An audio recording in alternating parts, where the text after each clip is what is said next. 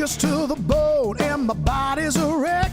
Living hand to mouth and check to check. Like my daddy said on his dying day, I got one boot on the other, foot's in the grave. I wish I didn't know now what I didn't know then. That me no boss, well, he ain't no friend. Watching my life going down the drain. This job of mine is like a ball and chain. I hate the job, I hate the pay. Run myself a ragged till my dying day. What's the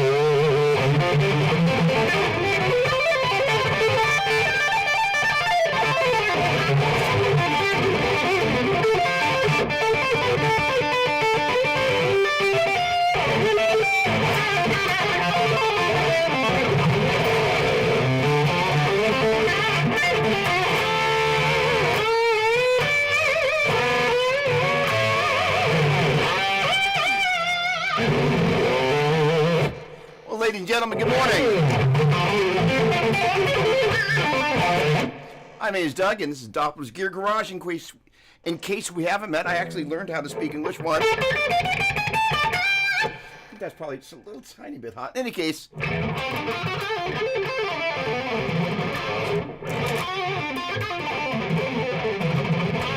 great to see you. Hello, hello, hello. Good morning. Brenton, first on.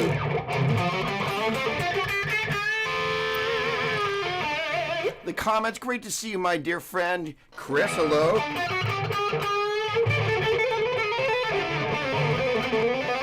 And my dear friend from Texas.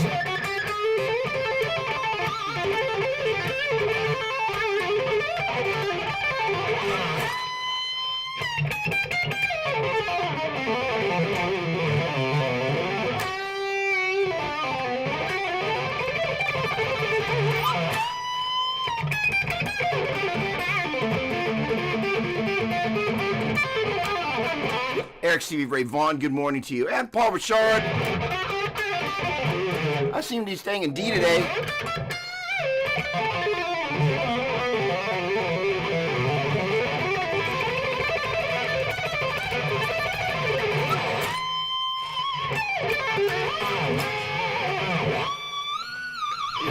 All right. Well, first of all, hello, hello, hello.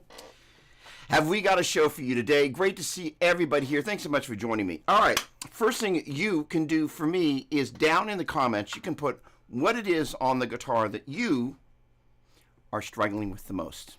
And hopefully, how I can help. Like making so my glasses don't fog is a great place for me to start. How about you? What have you been working on that's your brick wall? I love playing guitar, in case it doesn't show.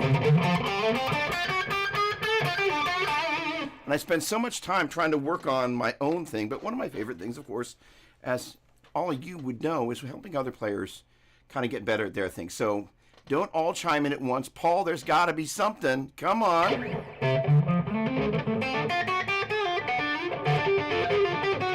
Eric? All right, you guys have it all together. So let me tell you, one of the things that I would suggest everybody kind of working on. So the deal is, if we were to take a look at the tuning between the third and second strings, it's kind of one of the places that all of us kind of go, what's different about this pair of strings? Well, every other pair of strings is tuned in fourths, but those two strings are relative to one another, tuned in a major third. All right, good morning, David. What's happening? Pot of coffee consumed. There we go. Practicing guitar for the next 2 hours. Love that. Good morning, Mike. Hello, hello. Great to see you. Oh, you know, I'm saluting everybody in D today.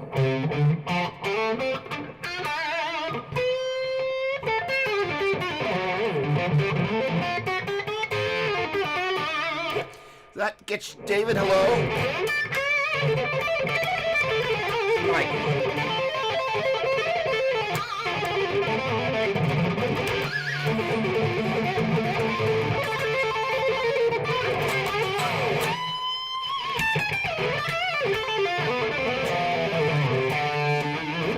And gosh darn it, we got Anton Shred.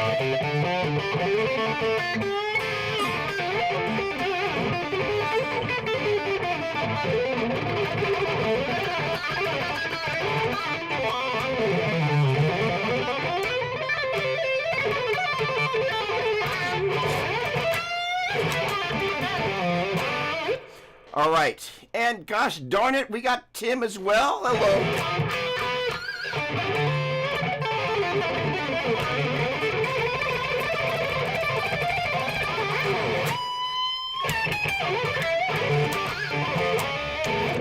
Excellent, excellent. Carlos Loscar, you get E, my friend.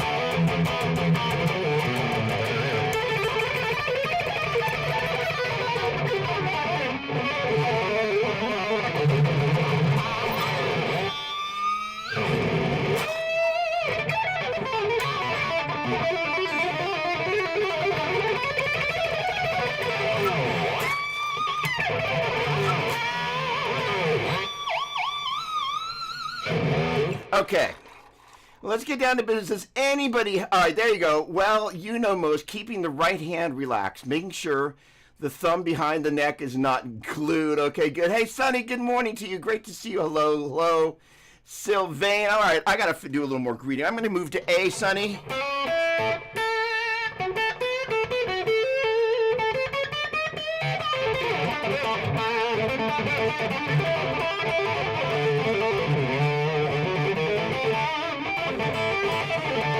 Sylvain, you at B flat, my baby.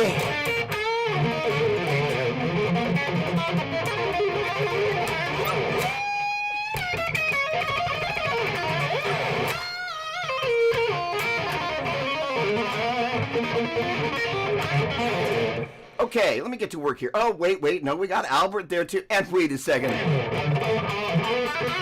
I got to go old school here in just a moment. This is going to be a lot of fun. All right, Albert, Badlander question.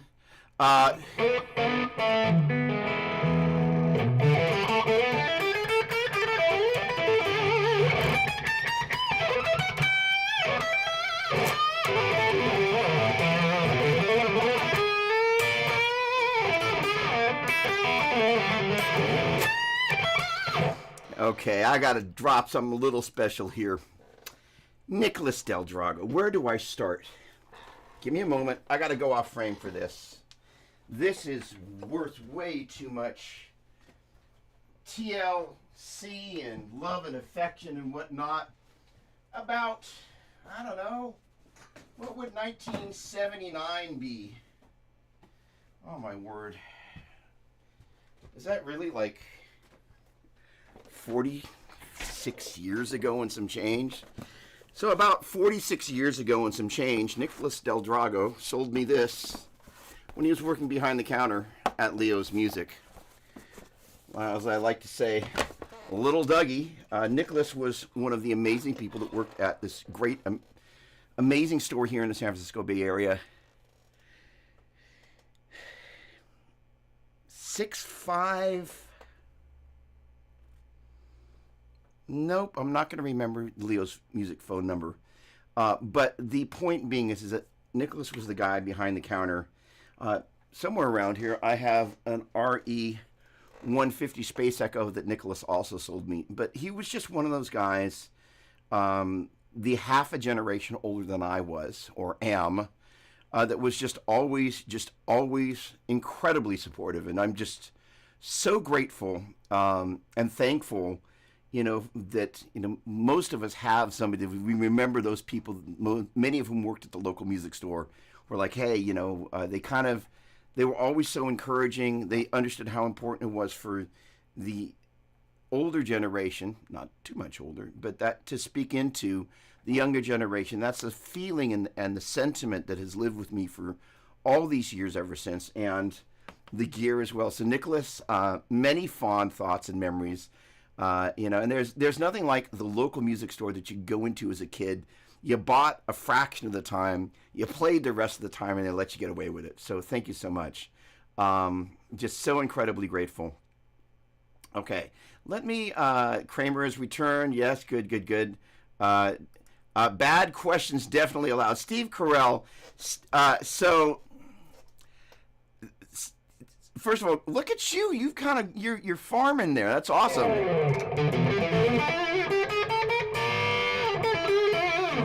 So, boy, you've baited the hook. So, here we go. And let me just say hello to everybody, first of all. David, good morning. Everything is great. Thank you very much. Look at that photo.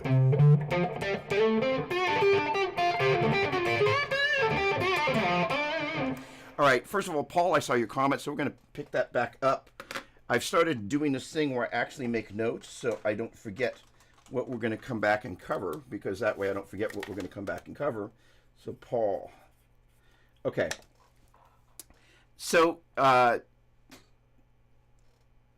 gonna keep the comments here. I can see we've had a couple more check-ins here. First of all, look at all you people. Great to see you.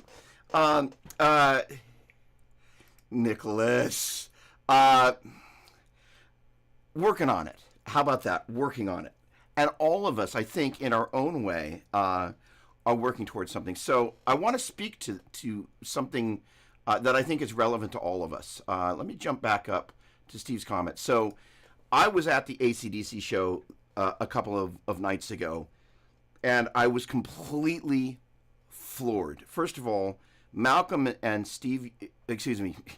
Angus and Steve Young, Malcolm, rest in peace, had the most incredible rhythm guitar tone I've ever heard in a stadium. Just the sound was just like, wow. One of the things those of us that are old school remember was there was a time where you didn't have a million things to step on in front of you or a million pedals available. It was you. And if you wanted to back off on the gain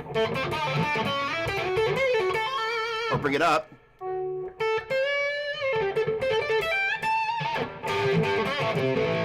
so a couple of things. Angus doesn't play with in-ear monitors. He's like old school. He's out there listening to the sound of the guitar in the room. And that's one of the most important things that for those of us that don't spend our entire lives in in-ear. That relationship between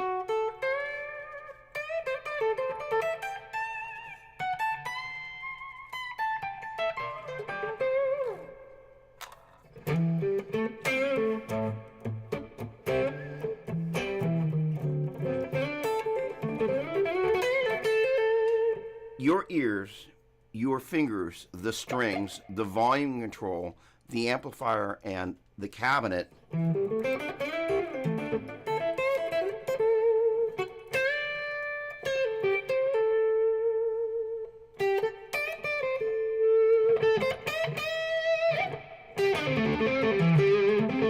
it's not a volume thing. There it was.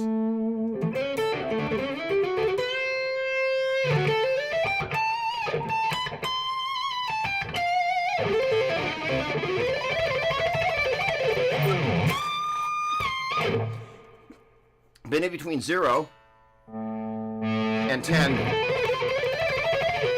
are all these other tones.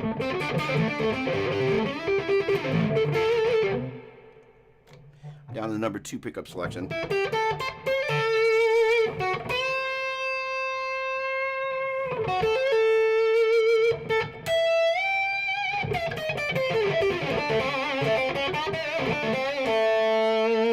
And the great thing is this is where, if the sound that you've got needs just a little bit less gain,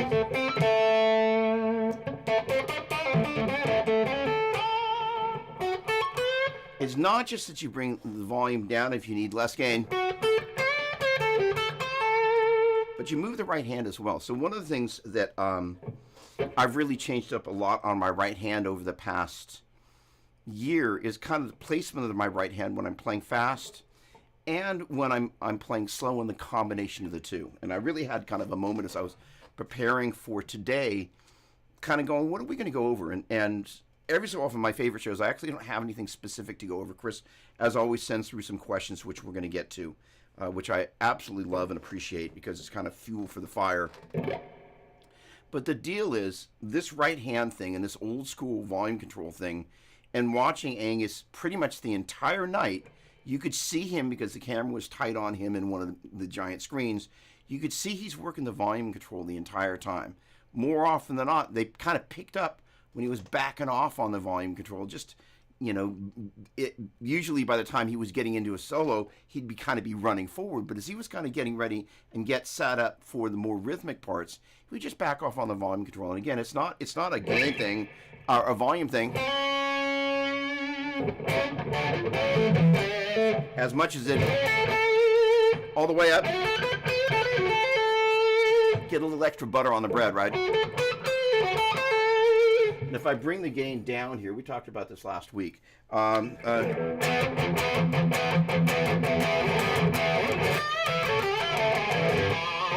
you bring the gain to,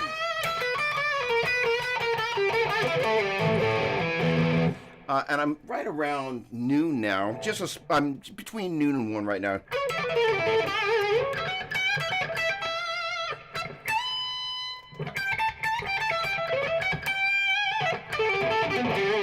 And that, the more gain that you have, this is kind of, it was a funny thing, my buddy Carlos Fernandez is on here.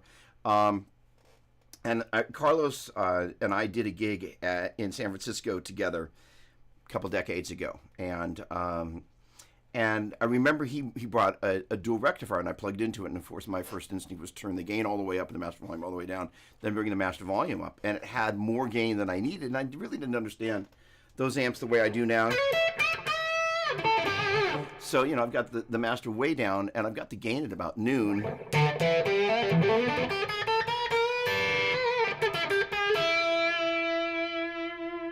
And there's enough gain on tap, especially then when you start backing off. I'm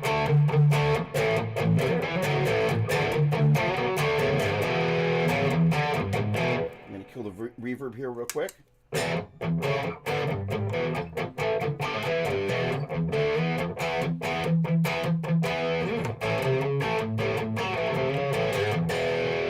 And so the interesting thing was watching the way the two guitar players played, Angus and Steve. Just that when they played together, they were so tight. It sounded like one guitar, but the hugest guitar. So in my personal world, one of the things I'm getting ready to do right now is I'm going to re-record a ton of the guitar parts on what's going to be one record, vocal and instrumental combined.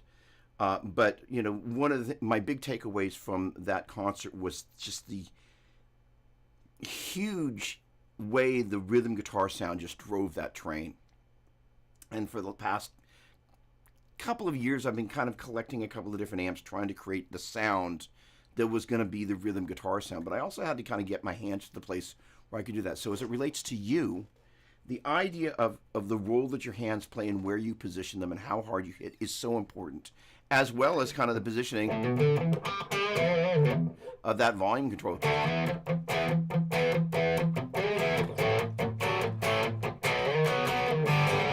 Especially if you like the idea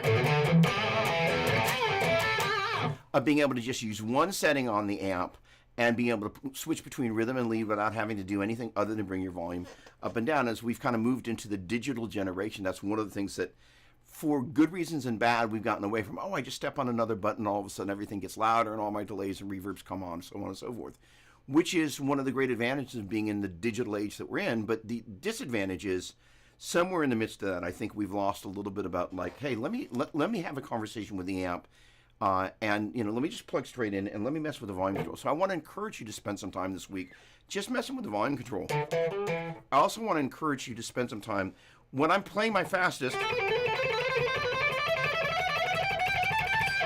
I'm almost always picking in between the middle and bridge pickup, middle and bridge pickup, because the string noise. So all that extra string noise when you're between the middle and the neck pickup. So the string noise, aka pick noise, compared to the note volume, is much lower here, which is one of the reasons, especially down on the bass strings, that sound is basically burned into every single one of those notes. So for that reason, I've spent a lot of time moving my right hand for my faster playing in between here. And honestly, I don't really prefer the sound, but what I really do prefer is the fact that there's a lot less pick noise there. Now, kind of my big takeaway from my time this morning was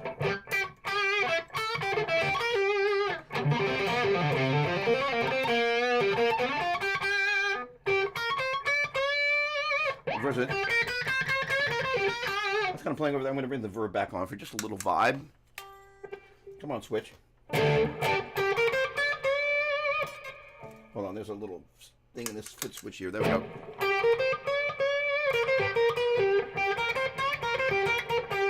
As I was playing, I was like, you know, I really don't care for the sound of that.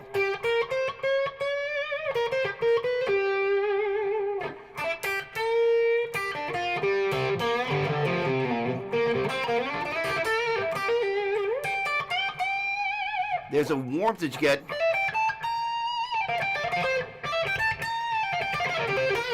And again, for faster playing, the lack of pick noise when you're picking over here, it's a worthy trade-off. But for the kind of slower tempo stuff, really kind of my big takeaway of the day was I need to be making sure that I don't spend too much time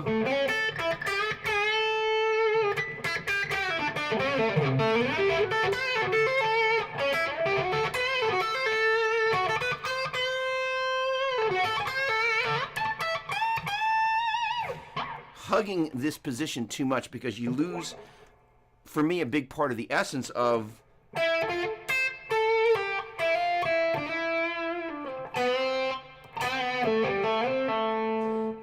the guitar.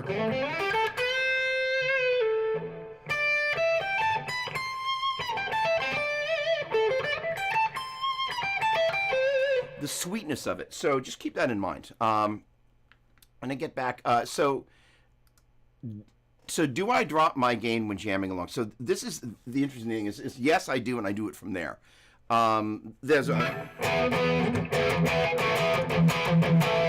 There's a track called Dead Jail or Rock and Roll by a guy named Michael Monroe. Some of you goes like, I can't believe he mentioned Michael Monroe. A bunch of you are like, who the heck is Michael Monroe? Michael Monroe was the lead vocalist in a band called Hanoi Rocks. And in the 90s, I stumbled across a record of his called Not Fakin'. And I was like, I'm going to check this out. And I bought it, and it was in my collection. I don't know where the disc is now. But I kind of, every so often, I'll come across his videos on YouTube, and I've kind of now added it to kind of my daily jam along playlist.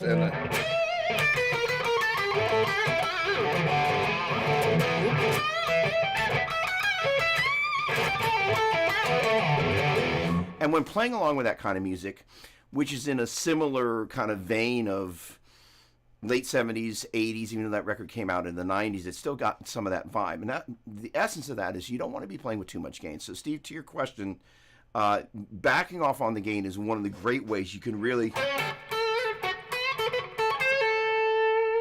get the prettiness of the guitar to come across. The other thing is, one of the things that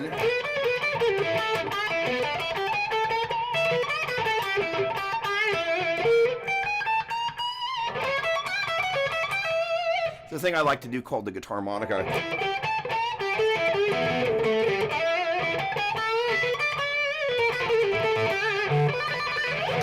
And it's basically doing the best I can to imitate the sound of the harmonica with kind of pinched harmonics.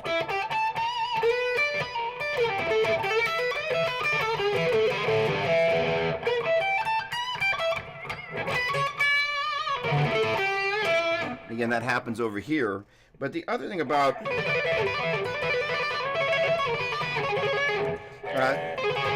although it's like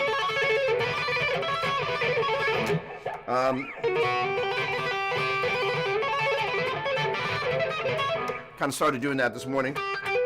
So that basically is G and a major third, which I guess would be B, A and C sharp, D and B and D, which would be a minor third, C sharp and E, which would be another minor third. So I'm still in the process of working that together, but if you find yourself with nothing better to do,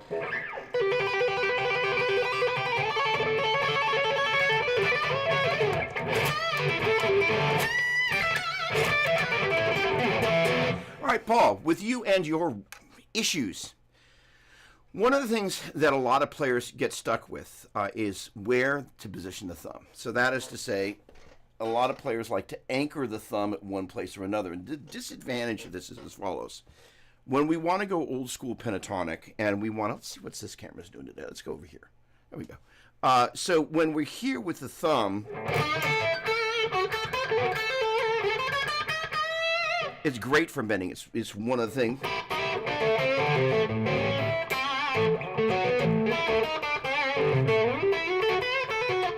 Kind of gives you a basis. However, if you take a look at the pinky, it's one of the reasons a lot of pentatonic players the pinky is hanging out, literally sometimes even behind the neck, even if it's just kind of like there, kind of hanging out. If I can get that, not actually hidden back there like I did it, but kind of in a way that's really back out of the way. But when we want to, start doing things with the pentatonic, where we're actually doing 3-note string pentatonic.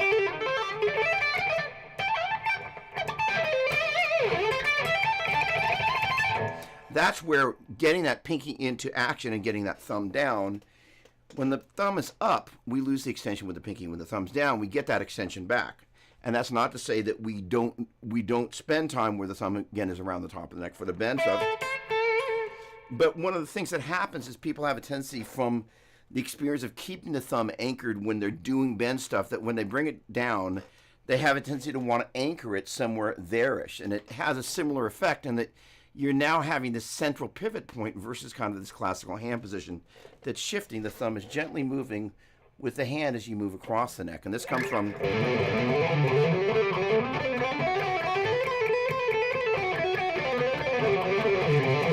So in the same way this is moving, this guy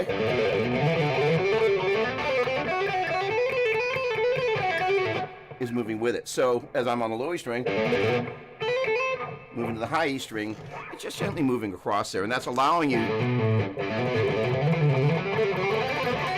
having a relaxed left hand. That thumb is there to just keep the neck from being pushed back. That's all it does. It doesn't provide any forward pressure. The fretting comes from the fingertips, and one of the most important things is to remember is you only need to have enough pressure to fret the note. You don't need more than that, any more than that, especially if you have the tendency to play in the middle of the fret as opposed to the upper edge of the fret, is you will make the strings go out of tune. And so that's one of the dangers of, one, pressing too hard with the fingers, two, not being at the upper edge of the fret. And the other advantage of being at the upper edge of the fret is it means the distances between the notes compared to the lower edge or the middle of the fret, they're a little closer because the frets as you move up the neck get closer together, right?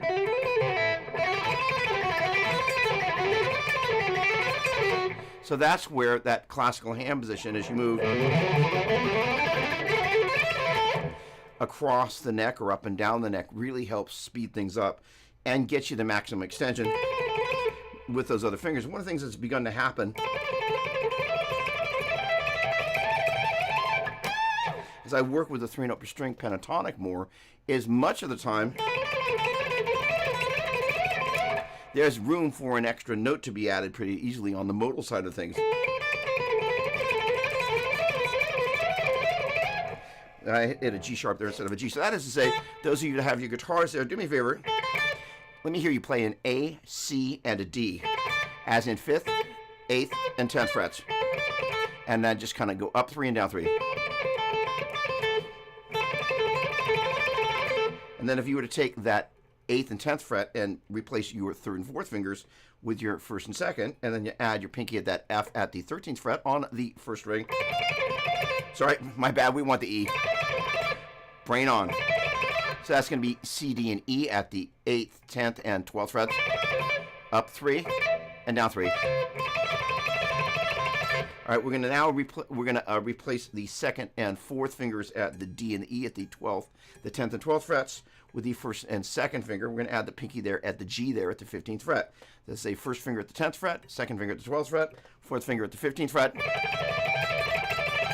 So far we got... All right, and this is going to be 12, 15, 17 with the 1st, 3rd, and 4th. That's going to be E, G, and A. And then we're up then going G, A, and C. That's going to be the 15th, 17th, and 18th. Sorry, 15th, 17th, and 20th.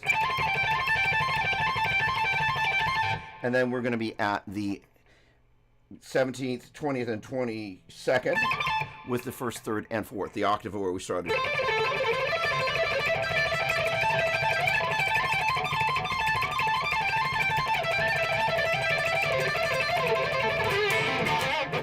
And the point being about that, we're going to go back to this first spot here. If you add that 2nd finger note there, you're going to be adding a B.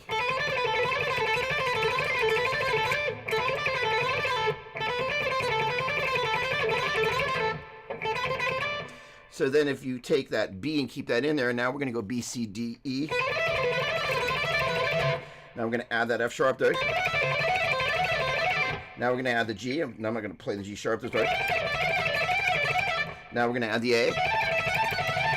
Oh, now we're going to add the B. We're at the C. Not like that. That's a little... My hand doesn't quite want to play that yet. But that's the intended notes.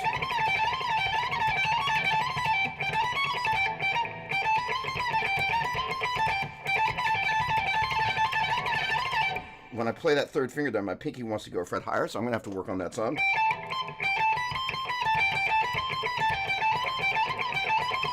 And then we got the A, B, C, and D. So collectively, that allows you to fill in those notes.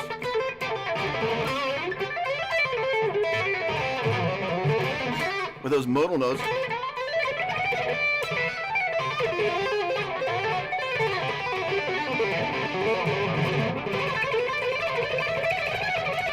You can kind of toggle between pentatonic and modal. So I kind of was there at the D, E, and the G, and the E, G, and A. Then I kind of added that F sharp in there. It just adds a little bit of flavor.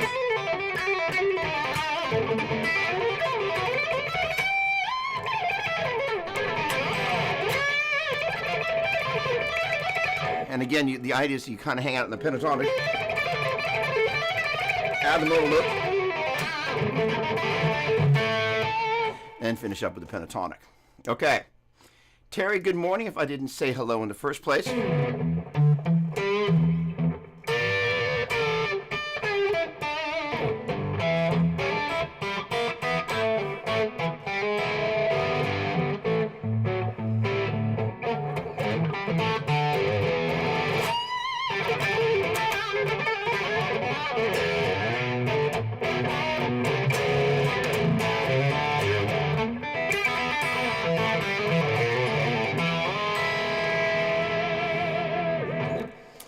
And Griffin, I don't think we formally got a chance to say hello. Finishing at the gym.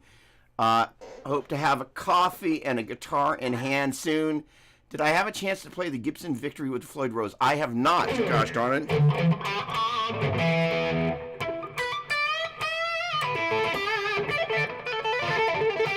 Griffin, when you go back, you get that guitar in your hands, what I want you to try doing, and the rest of you as well, taking pattern number 1 of the E minor pentatonic. So we're going to be working laterally instead of linearly, and then pattern number 5, and playing across the neck, playing basically 2 patterns. So that's...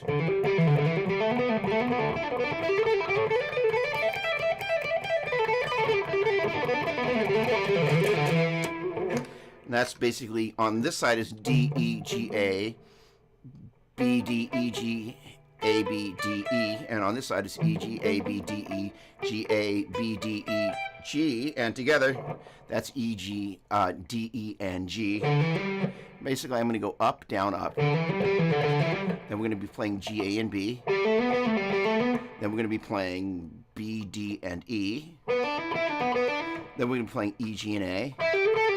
And then A, B, and D. And then D, E, and G. And then backwards.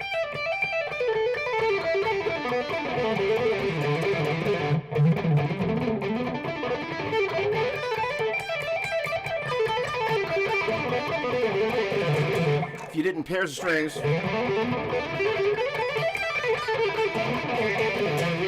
you get kind of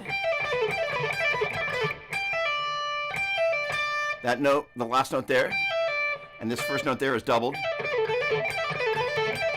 which is why I kind of prefer to go down, up, down.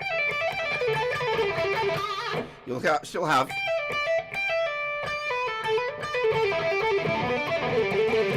the doubled note, but it's not quite so.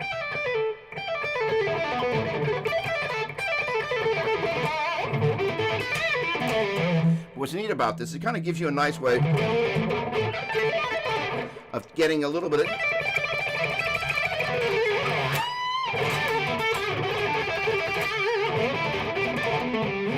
little shred of tonic.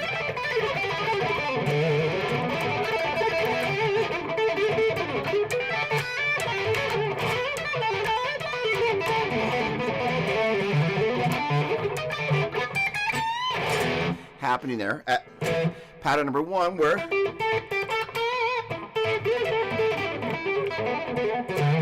sometimes we want to get a little bit more going there. Peter Davidek, what's going on, my man? Love my time working at the local music shop. That's right, you worked at Long McQueen. Let me switch cameras here. Hello, camera 1. All right, all the hangs and stopping in at my shop and hanging out and learning. It was just kind of an essential part of that network, right? We had a small shop here in my local hometown where, you know, a lot of the same thing would happen. It was an important thing. So, gosh darn it. Possibly a new DD model. No. Again, Nicholas, we already got caught up there. All right. Good. My first amp and pedal was the 79 Deluxe Reverb and a Rat pedal. That's a great combination, by the way. Love that. She's finished the dives. Got it. You guys are getting caught up in the dive end. Brett, what's going on, Brett? I don't think we've met. Love that logo, by the way. Super Brett right there.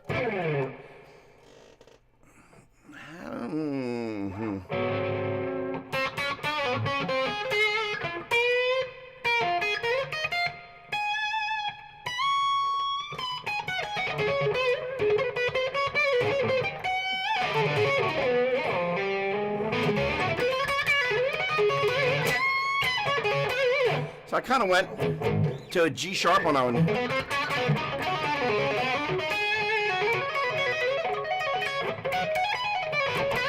I don't spend a lot of time in that one.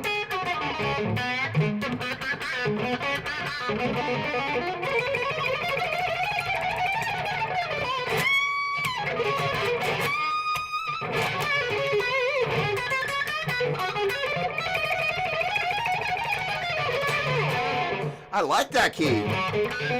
In case you haven't been here in my various musings, one of the reasons that I love to do the salutations in different keys is collectively we kind of begin to go, hey, you know.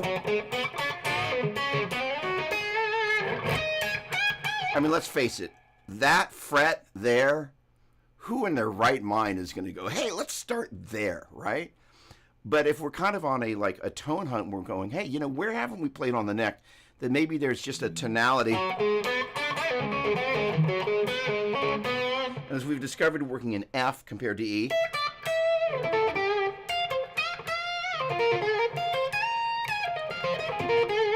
The difference between E and F, there's that little bit of brightness that you get. And yes, you're moving up a half step, but it's more proportionately, if you think about the scale of the instrument, than you would expect from a half step. And the same thing.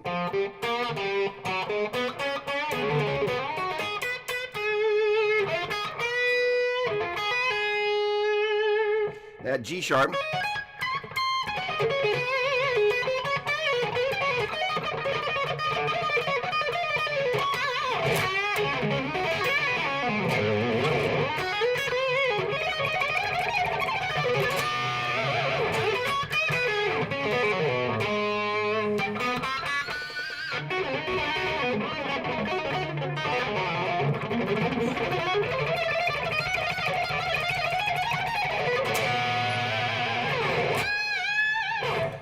Thanks for that. A little G sharp, huh?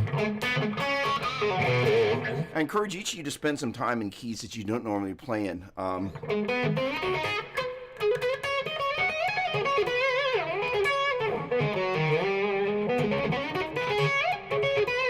right, let me just walk you through something I did there. I'm looking for this G sharp right there, right?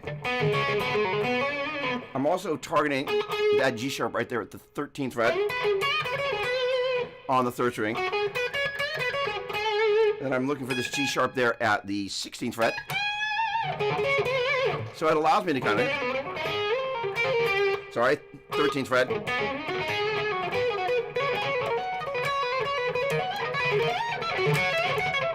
Sorry, not F sharp.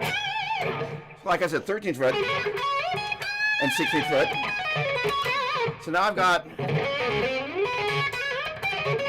those spots, that G sharp and that G sharp, brain on, G sharp, that G sharp. So that is, say I'm looking, starting off there. There's the octave, right? And there, right there.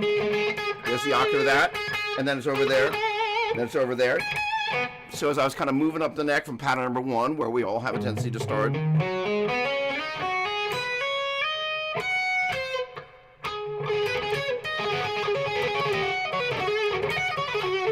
So there I'm at pattern number 4. There's the root right there. A little bit better descent than the last time. So I'm at that G sharp at the 13th fret, and I walk up those 3 strings, and I'm at the octave there. So now I've got that spot at the 16th fret. Can't say 13 today. I can't say 16 legibly. There's 16, 13, and there's 4. And there, while we're at it, there's 6, and there's 4 again, and then there's 9. So that's going to be another G sharp there. And then there's 13, and then there's, let's get it right, that's 16. So that gives me a couple of places to hang on to. The other thing that I'm aiming for is this one. Right there at the 13th fret. Sorry, 11th fret. On the 5th string. So altogether I got the 4th, 6th, 4th. I found one over here. What do we, 9th, and then the 13th, 16th, and then the 11th.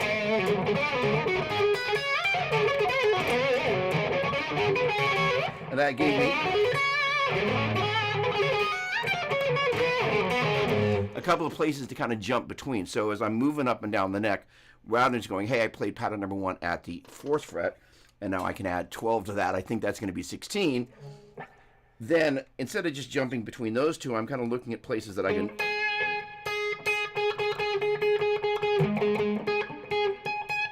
use as kind of jump off points.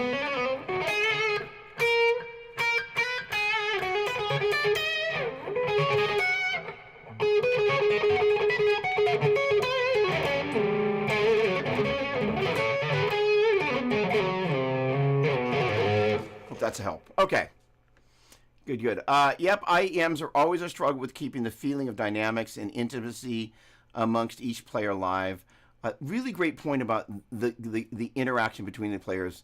Totally can be achieved and done, but man, playing live with amps and wedges in certain genres and settings cannot be beat. Way more organic. You know, that's a really interesting thing is that because I spend so much time just kind of me, the amp, and the cabinet, and a microphone, or this microphone.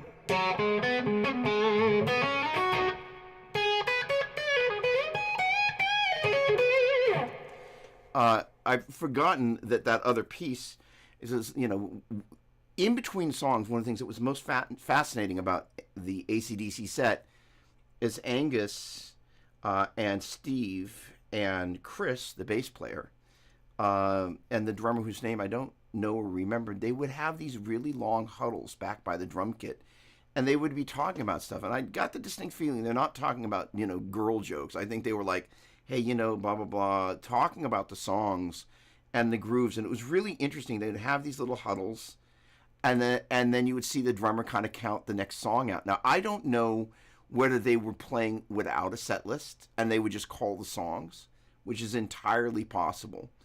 And then they were just kind of going, all right, let's do this. All right, blah, blah, blah. Don't forget this or that. But you got the feeling that they were having a conversation about the set.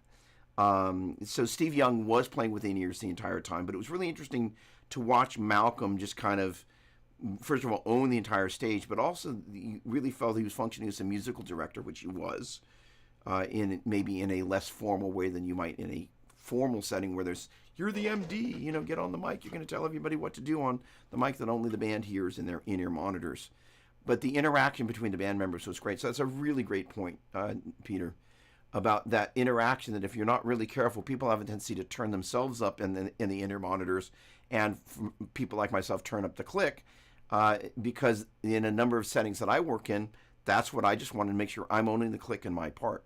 That's totally different than interacting with the other musicians. All right. Oh, there we go. Okay, good. Okay, that's a great question, Paul.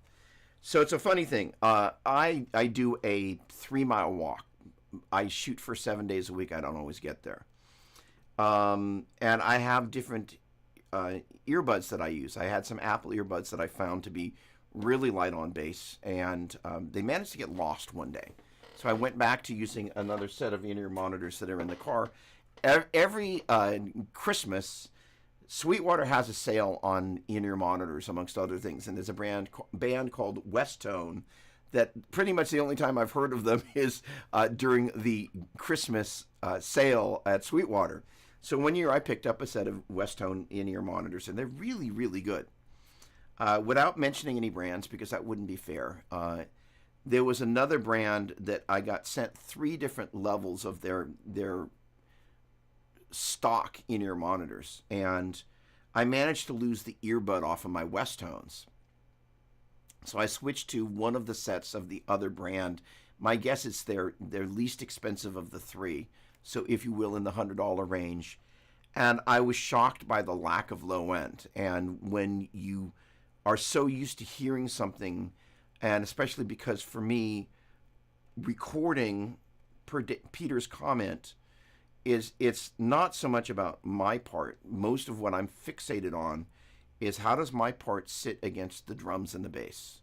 And when I think about my part, most of the time that means the rhythm guitar part, which is why the tone and finding the right sound with the amps and not too much gain and all of those things really, really matters.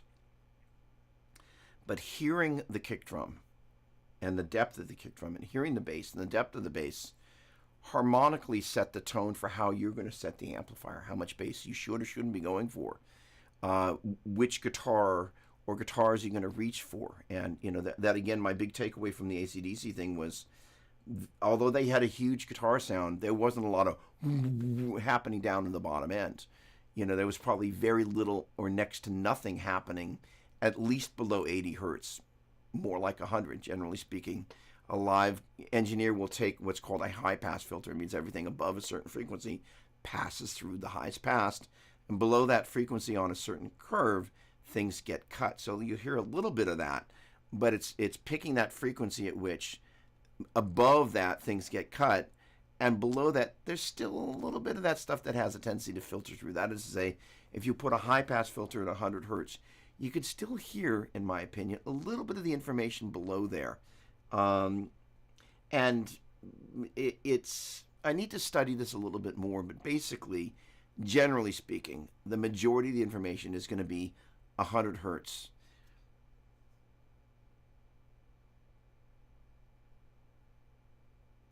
What I need to study is on a high-pass filter, is the 100 hertz the beginning of where the cutoff starts, or is that where the cutoff ends? In which case, that kind of explains why some of the lower information happens.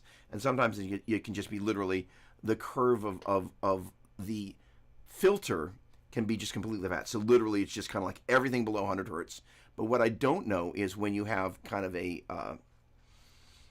curve, is the 100 the spot at which you're hearing everything and above, or is it the spot at which the curve starts? My guess is it's going to be the spot at which you hear everything above, which is why I have a tendency to notice some of the information below 100 hertz has a tendency to come in there. So in any case, traditionally in a live setting, a lot of front-of-house engineers will put a high-pass filter at 100 hertz, which means the guitar's out of the way of the bass, which means the bass sounds like the bass, the guitar sounds like the guitar, and they don't have a tendency to mask each other.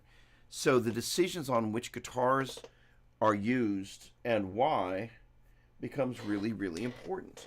So this guitar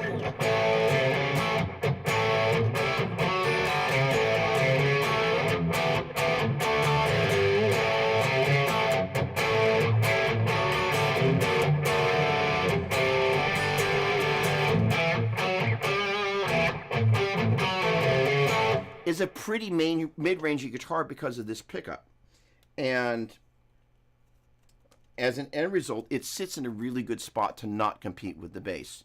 I recently picked up another Flying V that's over there that I'm going to grab. And it's particularly... Sit over there. Don't go anywhere. Back in half a second. You. So this guitar, which I absolutely love the finish on, and I have no idea whether it's going to be in tune or not, but it'll be close.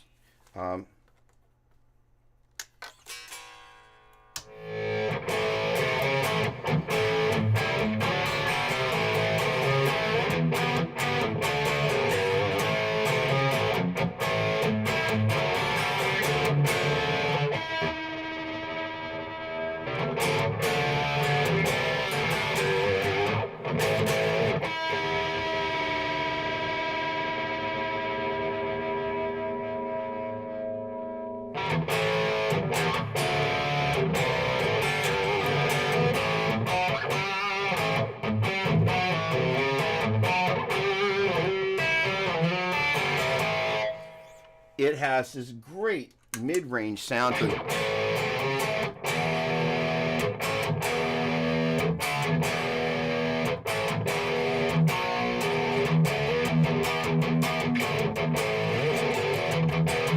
It's not overly present in the bottom end, and the frequencies a bit.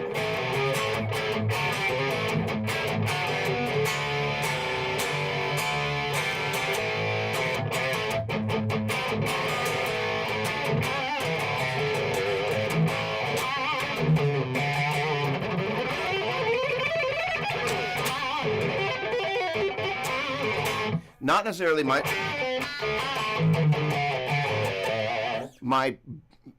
I like things a little wider for lead tone.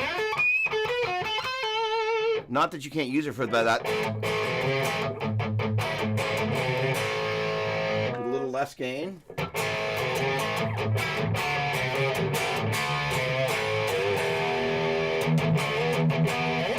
It's going to be a great rhythm guitar. So I've got it strung with the Dunlop Zach Wild. As I've mentioned before, I've got a spreadsheet that's got the different gauges, but it's a pretty heavy, it's like a 52 or a 54. And the idea is I want to be able to, if I want to dig in a little on the rhythm, versus not have that low E string go sharp. But for those reasons, having a guitar that's pretty mid-range present for rhythm, depending on the style of music that you play, if you're into the giant low end thing, that's a different thing. But for me, the choice of this instrument is really important, and really excited about kind of getting in and replacing the rhythm guitar parts with this instrument. So to answer your question, Paul, the in-ear monitors, I spend a huge amount of my time walking around the Lafayette Reservoir listening to my music and other music. And the inability to hear the low end on the cheap in-ear monitors was shocking. I was like, really? It was just night and day. And I was like, I would never want to listen to music on a regular basis through the cheaper ones. So I would suggest going on to Sweetwater as you're looking at in-ear monitors. First of all, Christmas, I will find out the West Tone model that I've got, because I've been super impressed with those. They were probably like $400, give or take. And I'll be able to find out what model that was. But every Christmas they go on sale again, and you hear about this brand West Tone. I've been super impressed with them. But the more expensive ones, a church that I used to play at, serve at, used to have Shure monitors, and basically they would have replacement tips. It was a plastic bag that everybody that was serving had the right size bud for their ear, and then there would just be a set of monitors that, because you would put the earbud on there or take it off, they were safe to, anybody could use them. The part that made contact with your ear was the little earbuds. You would have your own little earbuds, and after a while, you'd throw them away and replace them with ones that were the same size, that were in this larger bag, and you could just kind of take out fresh ones from time to time. And those were really good. However, I wasn't being back and forth, and honestly, whatever you get used to is whatever you get used to. However, as somebody that sometimes, I serve at my local church. I play bass and I play guitar. And there's another local church that they just informed me. I have mixed feelings about churches paying musicians. The short version is that, if you believe in something enough, you should probably give your time to it, but that's a different thing. In any case, they sent me an email saying, we've raised the pay for contract musicians. I sent them a thank you email this morning. So it's just kind of like one of those things. So they have acquired my services for Christmas Eve very far in advance. So I just thank them for their support, because it matters. It helps me pay some bills. So there's the other side of that as well. And that's not to say that if you're a worship musician that's on staff at church, you shouldn't be compensated for that. But like paying people to show up every Sunday, I have mixed feelings about it. So different conversation. All that to say, the in-ear monitor experience is really important. Having enough low end in there is a big deal to me. All right, Chris. AC/DC always has a row of Marshalls on stage. I wonder if they're actually using them for something like a quad cortex or a fractal. So, Chris, I love you for so many reasons. We're going to get to your questions in just a moment. So there is it's a couple years old now, because I think it's from the last tour, but there's a great rig rundown with one of their techs. And they do, in fact, have a bunch of old plexis under the stage. And there's something that is quite often referred to as the plexi cluck. And it's a particular type. If I turn the gain down here a little bit, these amps do a really good job. That's volume's up too high, I can already tell.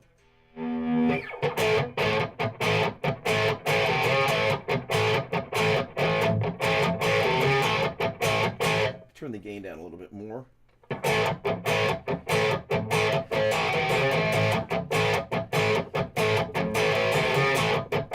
And although, let me turn the gain down even more.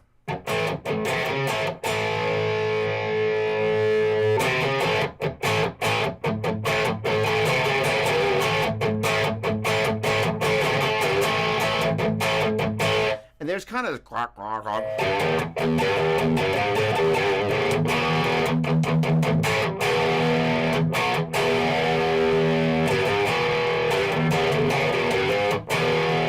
That is inside that sound, and you could just tell it's Marshalls. The wall of 412 cabinets, there were probably 3 or 4 cabinets that were actually live. My guess is the rest of the cabinets were empty.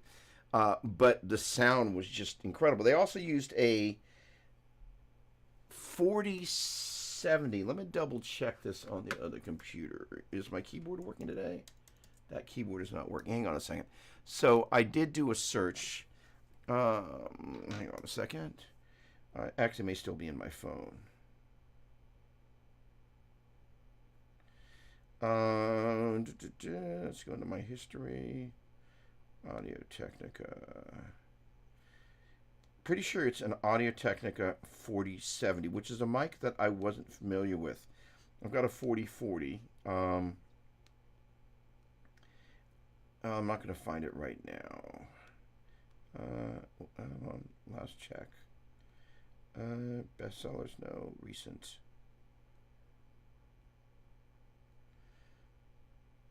Not my saved. Okay, I'm pretty sure it's an Audio Technica. Well, let me double check. I think it's a 4070. 4070. And it was a microphone that I haven't used before. AT. Audio Technica. Every mic they make is preceded by the AT for Audio Technica.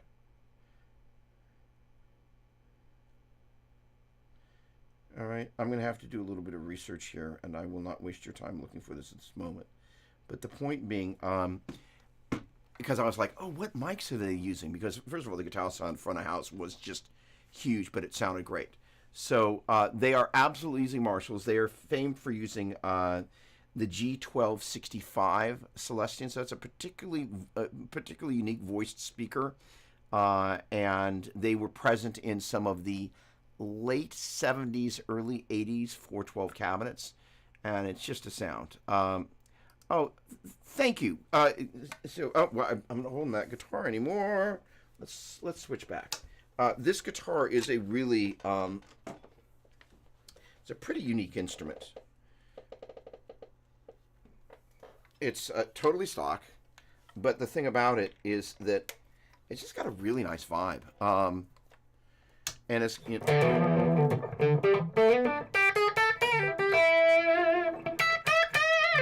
I've got very little gain there.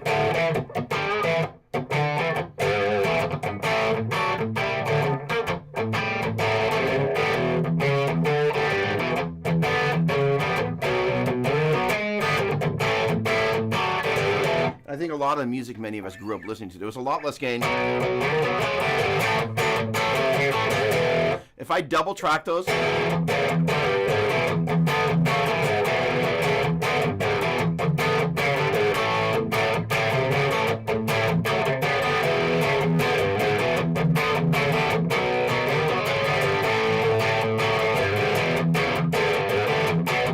and played it, it's a funny thing is if I played it,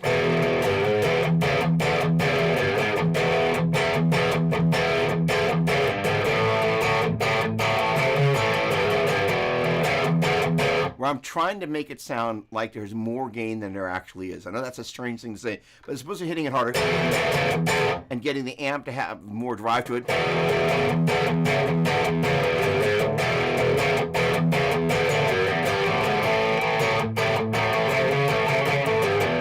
I'm really trying to sense how hard I need to hit the string.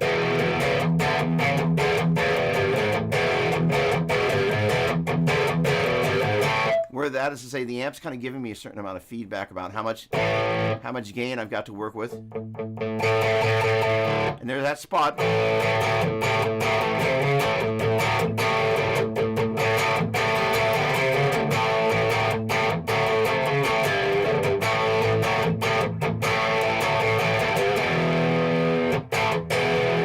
And I can tell if I double track that, it's going to sound a lot bigger than just two of these guys put together. It's just got a certain way that it impacts that. And that's one of the neat things about learning to play with lower amounts of gain. It's one of the things I've learned listening to Skynyrd and just a lot of classic rock is they didn't have a huge amount of gain, but somehow the guitar sounded massive. And you're like, wait, doesn't massive mean more gain or more volume? And you're like, no, then what is that, right? And it's learning that.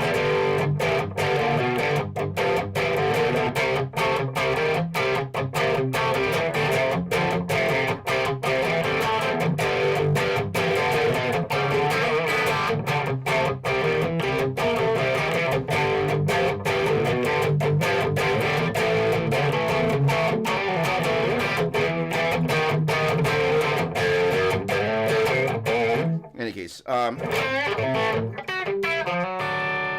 other thing is it relates to a lead sound.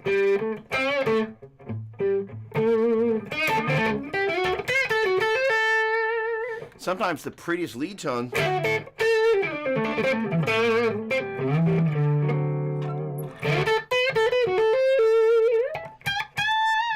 happen at a lot lower gain levels, and we might be inclined to want to set the amp.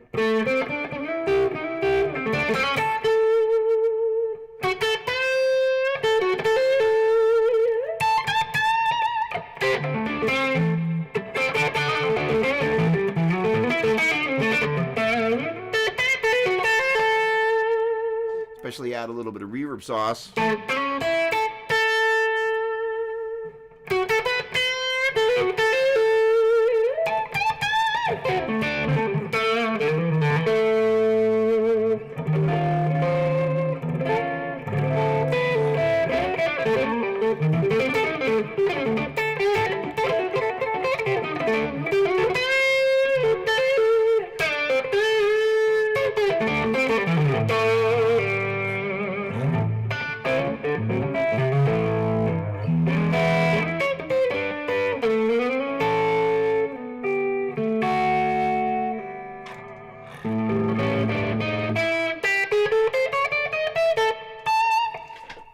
Moving on. Wait a second.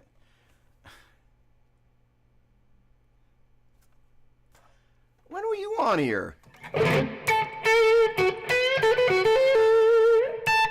Hey, Mark, are you still on here? Let me know. Give me a holler down below if you're still hanging out. Hold on a second. I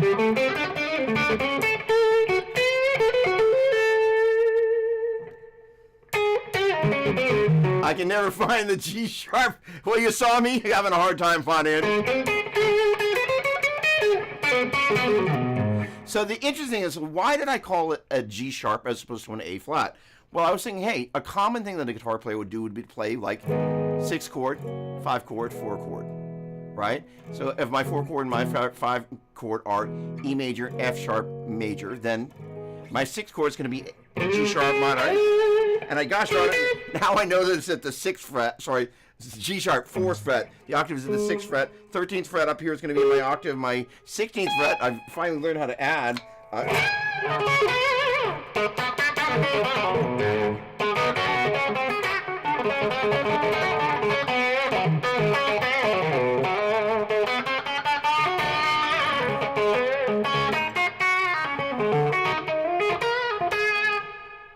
So hang on, are you still on here? Hey, what's going on, first of all, Mark? Great to see you. Hello, hello.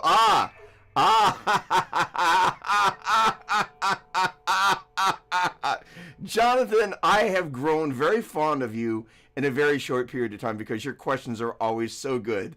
All right, let me, at the risk of being rude here and skipping over a couple of folks here. Hang on, let me just see if I can, hold on. So first of all, Mark, let me know if you're still here, bud.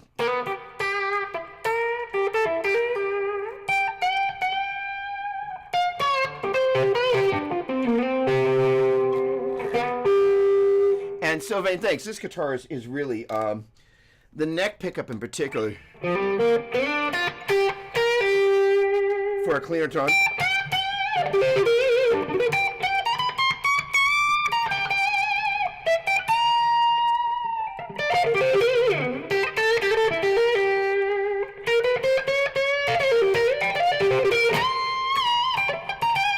It's got something special going on there. All right.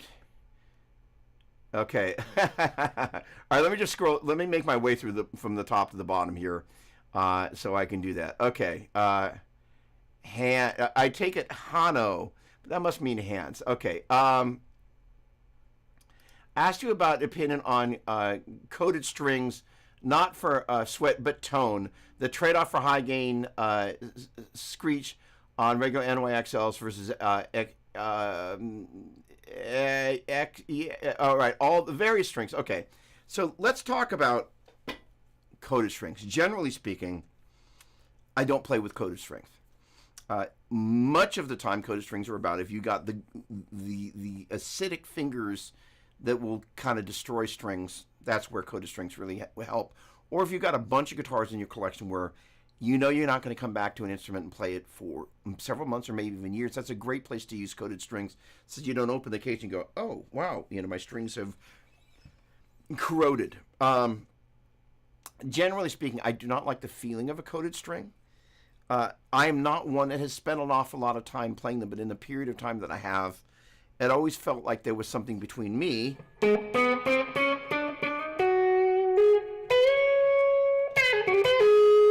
and the string. That said, if you like the feeling of the tactile thing about that particular string, and it has the added benefit of not getting gunky, that's a great win. So the thing is that with the elixirs that were the last, the elixirs were the last electric strings, and that was a while ago. It would have been at least a decade that I put them on a guitar, and I kind of went, all right, I see why people do this. Not my thing. I didn't like the feel of the string. I didn't like the string. Kind of didn't like anything about the experience personally. And people spend a lot of money and love elixirs, so if they're your thing, have at it. But so the NYXL trade-off for high gain screech on regular NYXLs or versus. So I don't know about the coating on any. So you brought up the Cobalt. I don't know about any of the coating on any of the Ernie Ball strings. And it's been a while. Actually, there's a Petrucci guitar here that I only put slinkies on there. So John uses, when last I was aware of what shipped on that guitar, slinkies with a very specific age. So I just replace what's on there. So those are not coated strings. And so, so honestly, I don't have an opinion that will be a help. I wish I did, and I probably should spend some more time checking out different strings. But generally speaking, I'm of two main beliefs. So one of the things that is the case is these are all on almost all my lead guitars. I've got either in this case a 9 through 42, or on the Les Pauls a 10 through 46 heavy core string set that are custom wound by the good folks at Dunlop. And it's basically, if it's a 9, it's a 9 through 42, 9, 11, 16, 24, 32, 42. And the 10s are 10, whatever, I think the G's a 17, and the D is a 26, and a 36, and a 46, I think is the way it goes. And I don't remember I think that's a 12.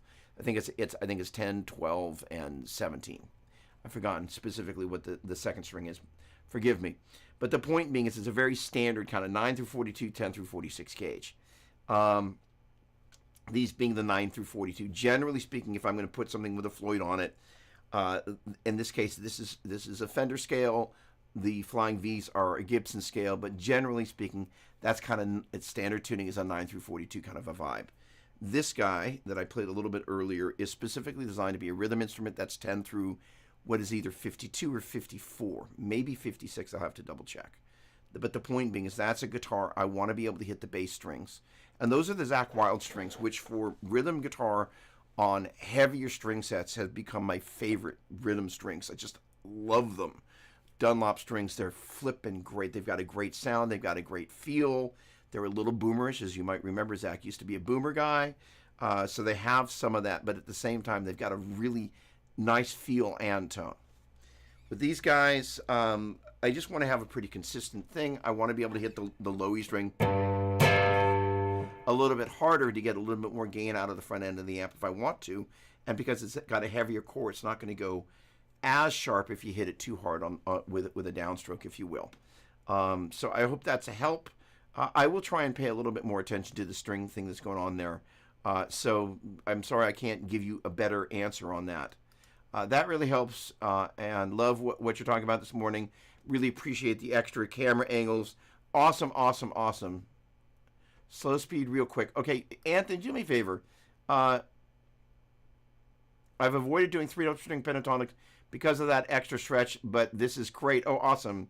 You're ripping through these so nicely. Oh, very kind. All right, so let me see if I can't very briefly...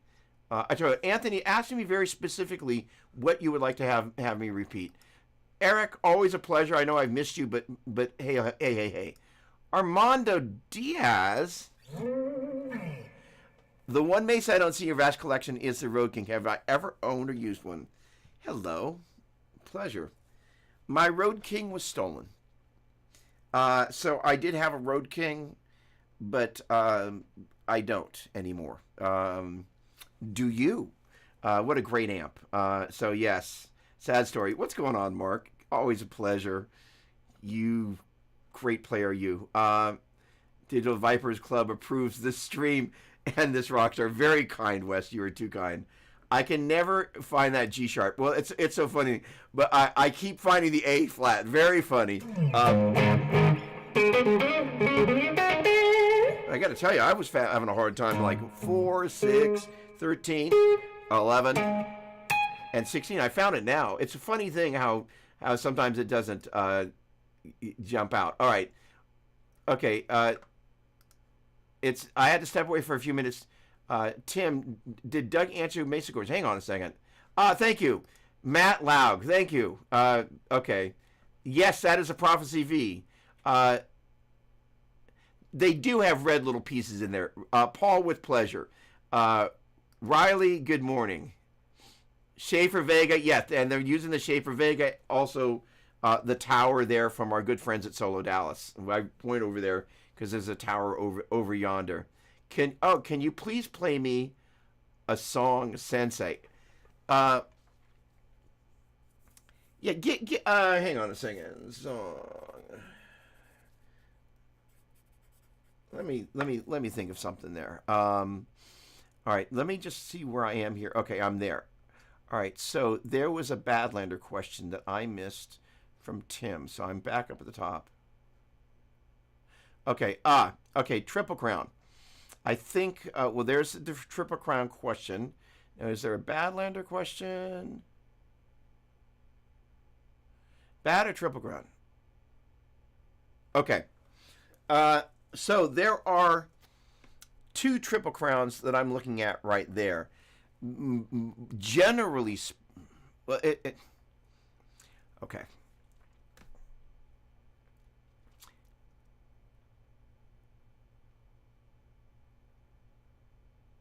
When people go shopping for a car, they go looking for a couple of things. They're looking for reliability and um, miles per gallon and sorts of things, or they're just looking for something stupid fast or whatever. When I look at an amp these days, much of what I'm looking for, although I love doing high gain stuff and I love in the demo world doing drop tuning stuff, most of what I'm gearing towards is very classic rock, blues rock. So the pair of Triple Crown 50s that are over there, I bought them specifically because of the way they do classic rock. And quite often what I like to do, even though I'll double track usually just with one amp on one side and then the other on the other, as I'm kind of getting a feel for what the tones are like and or I want to recreate some of that live, I move to a 2 amp setup.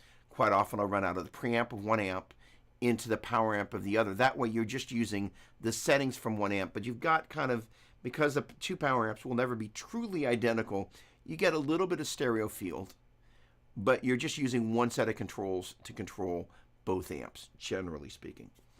So the Triple Crowns that I bought are generally, for me, used as a classic rock amp. But they're a 3-channel amplifier. I'm looking at them right now, hence why I'm kind of craning my neck over here. But there was, when they released that amp, there was a guy that I met at a Joe Satriani show that they brought over from England to do some demo stuff, who was really into really heavy stuff. So I have not used the Triple Crown for super heavy stuff yet.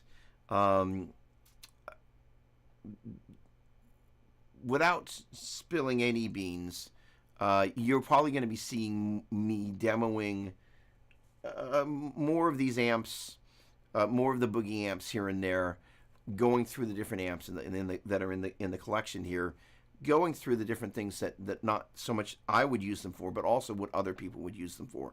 So that will probably happen over the next several months. So without getting ahead of myself, as I get to that, and part of my week this week, I've got the first of 4 demos I'm going to be doing on these amps, in the 90s dual rectifiers, that is. But I'm also in the background getting ready, now that we've kind of figured out a couple things on the album side of things, to start pulling all the different kind of classic rock amps that I've got.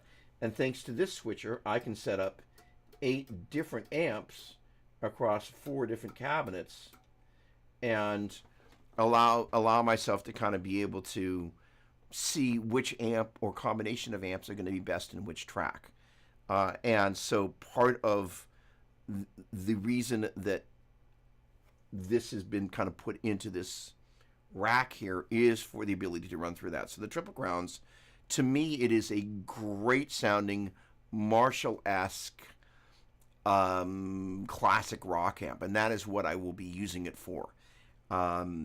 So that is my particular vibe. Now, in terms of a combo, because that's your question, mine are the 50-watt heads, but they're sitting on top of a pair of Badlander 50 combos. So let's just say, combo being the operative thing, what's nice about it, given the weight of moving it around here and there, is that it's kind of this self-contained unit. And there are a lot of people who love the convenience and the form factor. If you think about the original bookies, they were 112 combos. So with that said, it gives you the ability to have a 112 combo, because they're almost always open back, will have a little bit more breadth to it. And it also has the advantage of reflecting sound if you're on a stage, off the back of the stage, and kind of back into the sound stage of the area where the band is playing. So what's nice about that is you get some diffusion. So quite often, if you're right on axis with the speaker, where you might place a microphone, it might be a little bit brighter than, especially right on axis with the speaker. But if you put the microphone a little bit off the center of the dust cap, you can tame that down. And what's nice is the wash you get bouncing off the back of the stage is a little bit duller and give you this kind of nice secondary ambient reflection of the amplifier. So that's one of the great advantages, especially if you can stick a combo up on some sort of either 212 or 412 cabinet or some sort of road case. You also are taking the back of the amp and you're raising that up. So it's not just that you're closer to the front side of the amp, but the back side of the amp is further up on the sound stage, reflecting off that back wall and coming back at you. There was a period of time, and it was not particularly popular at what used to be my home church, where I would bring a 412 cabinet and I used a Marshall 100-watt head, and I would face the 412 cabinet towards the back wall, and I would turn it up, and basically I kind of had an arrangement with the sound person where I could get it to a certain level, and we didn't need to run it into the PA because it was loud enough, but there was a cement wall that was behind us with a curtain in front of it, and I knew that I could direct that sound at that curtain-covered cement wall. The curtain took a little bit of the top end off, but it created this lovely wash of sound, and I purposely was using the volume to push into that wall, and then the reflection coming off of that wall to fill the room with sound. And at that point, everybody on the team was using monitors. So it just kind of contributed to the sound of that. There wasn't the need for a microphone on that amplifier. And so using that back wall is something that I've spent a lot of time messing around with, and it's a really great way to kind of manipulate the sound of kind of the cockpit of being on stage there. That said, if you're just kind of sitting in a room at home practicing, being conscious of where you position that as it relates to a wall, one of the things you can do is kind of get it in a corner, and it will start to reflect the sound in the room in a really nice way. You might also notice some extra bass buildup that when you move it out of that corner, you go, oh, it's not as bassy as what you got used to doing there, and you may or may not have to change where the bass control is set. It's an interesting thing because it makes for a really interesting video that like a fraction of the people in the world will watch, but people who are into combos will really appreciate it. Is that the different ways you can actually use the construction of the combo. So with a 112, what's nice about that is that it means that you don't have to negotiate another cabinet if you don't want to. As of late, I've been leaning towards heads and cabinets. Given the various cabinets you see behind me, that's a wide body 112 kind of hiding right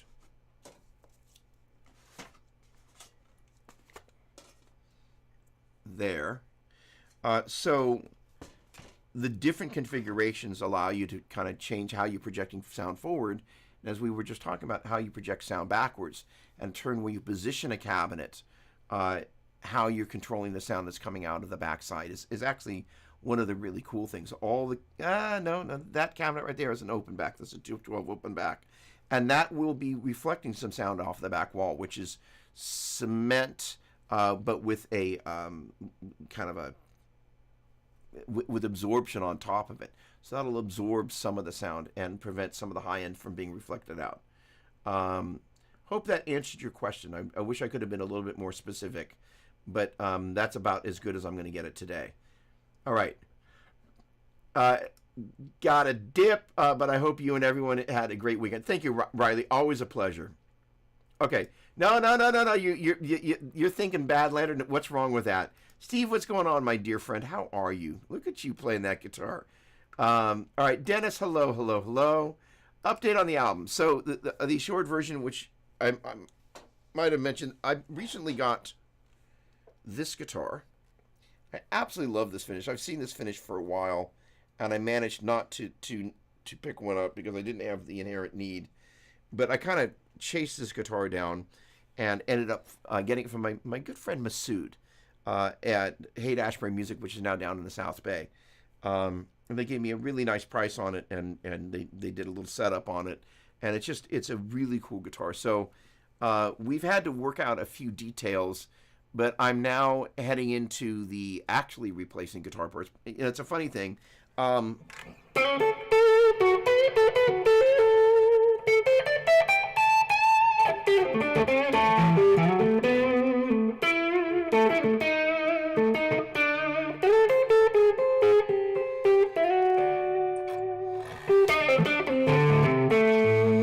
I really have had to kind of find my vibe in the vein.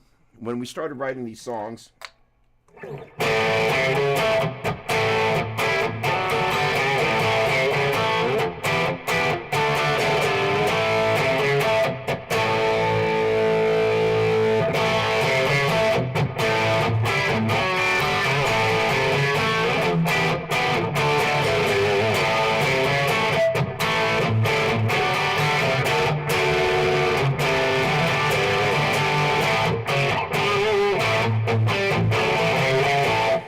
rhythmically, as a rhythm guitar player, I had a really clear idea of who I was.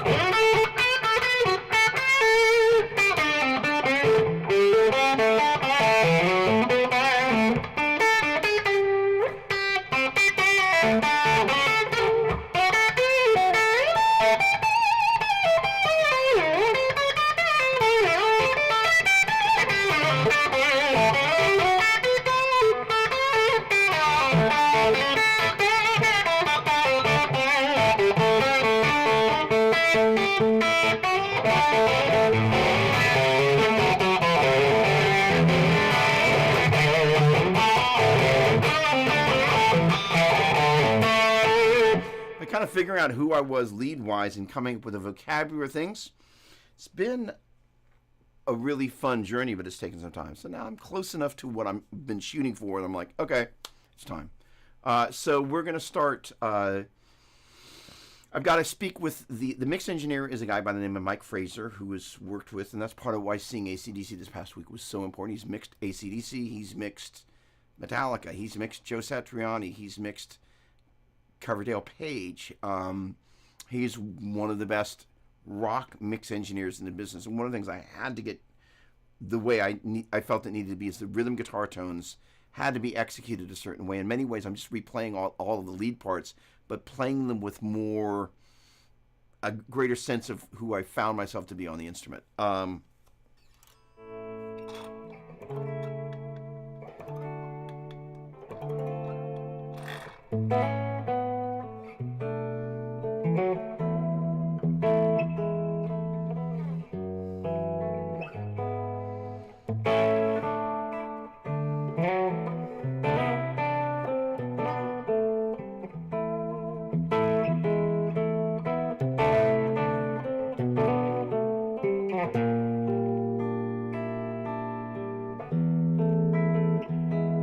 So Eric, this is a song.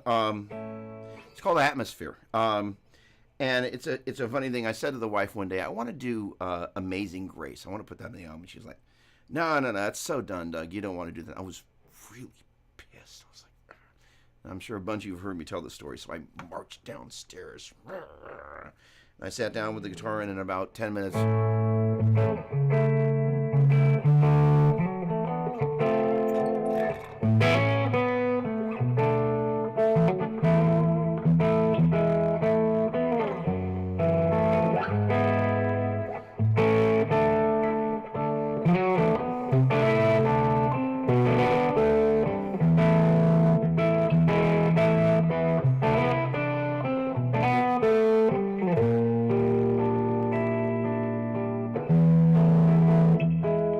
Melody.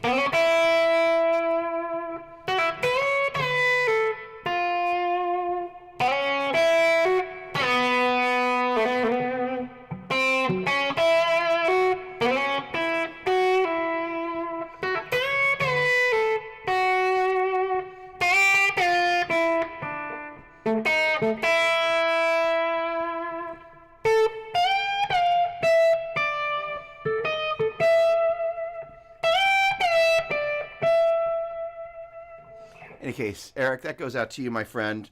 That's probably one of my favorites off of the collection of songs, simply because the chord.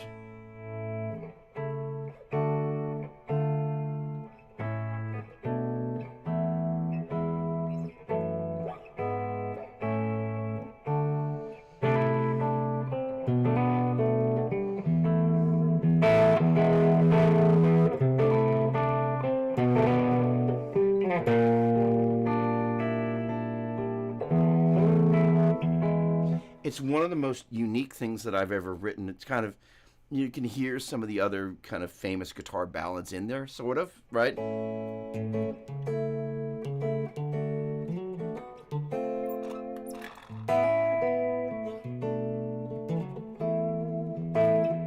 But also the changes, kind of when I played it, it just felt like its own kind of complete music where, people talk about something kind of writes itself, and you just kind of have to kind of nurture the little pieces along, and the melody really good.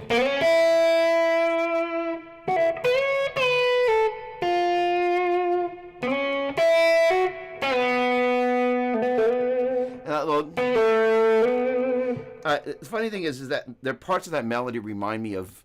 It's a funny thing as you're working on a piece of music and the things that come to you, but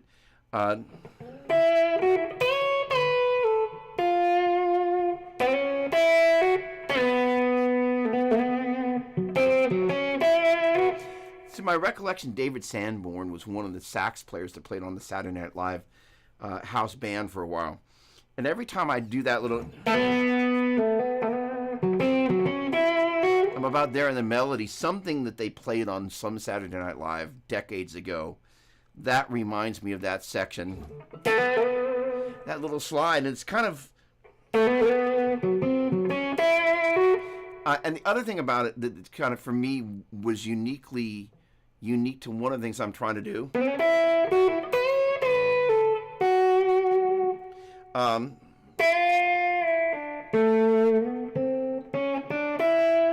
There's kind of a little bit of chromaticism,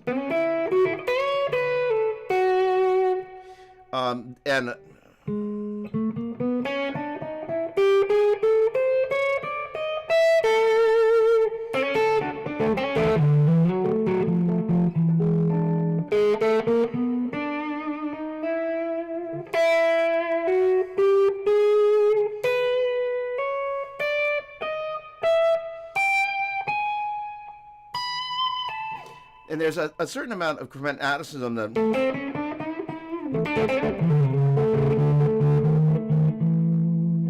and this last week kind of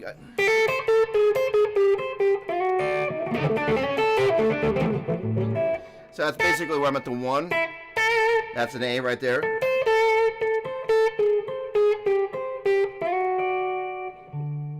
Kind of walking from a 1, da da da da da da da da.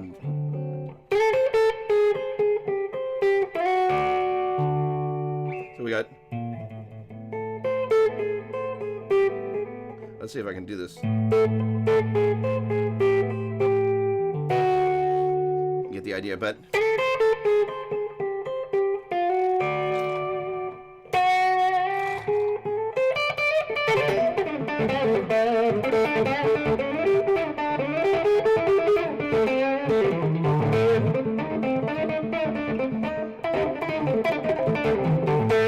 But that chromaticism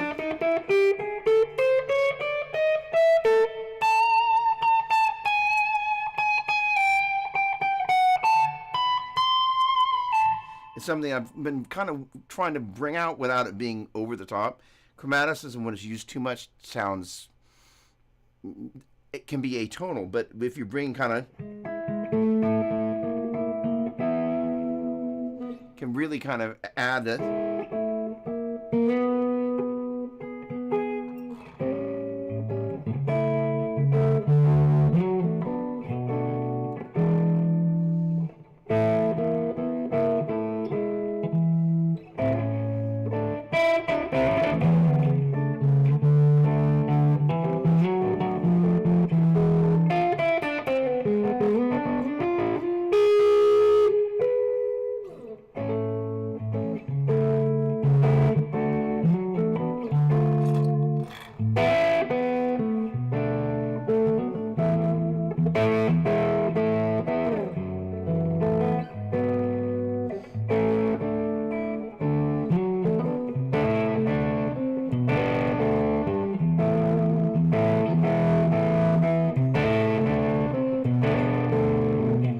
So there's a chromatic thing.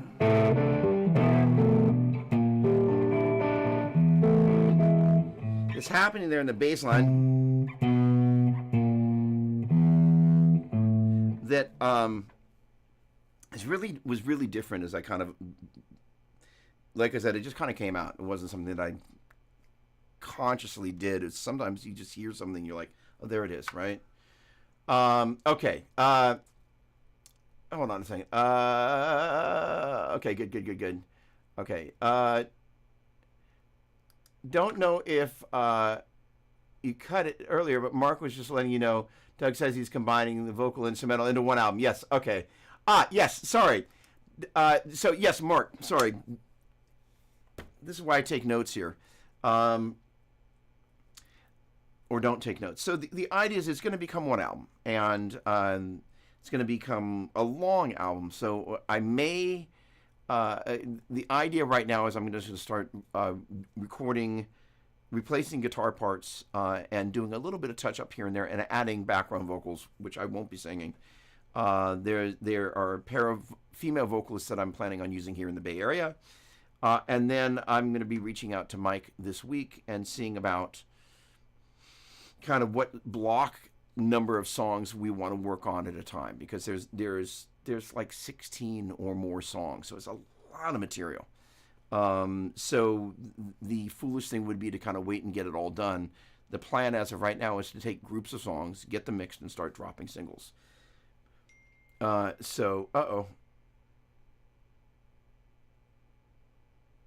right, give me just a hot second here. Half second. I'm going to be running a few minutes late. Is that right?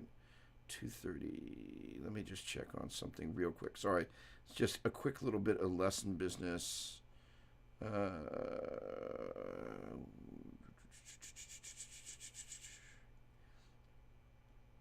Hit me when you're home, and we'll make it work.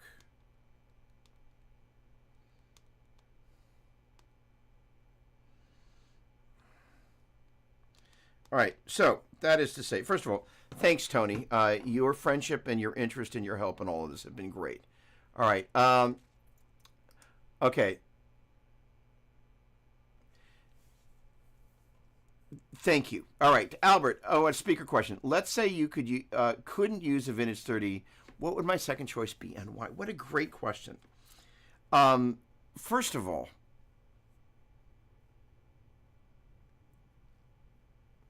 sometimes being forced to use something different causes us to go, that was great. So for that reason, first of all, the two 112 Badlander 50 combos over there both have a Celestian cream back in there, which is not that different from kind of a marriage of a greenback and a V30 kind of ish. And the real deal is that if you plug into a speaker cabinet, you may be inclined to go over and adjust the bass and the treble and the presence a little bit, but it's a Celestian speaker. They kind of sound more alike than not alike.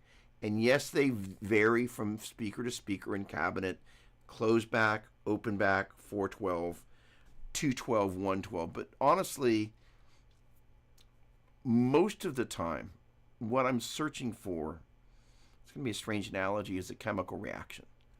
What does that mean? That means when I plug in,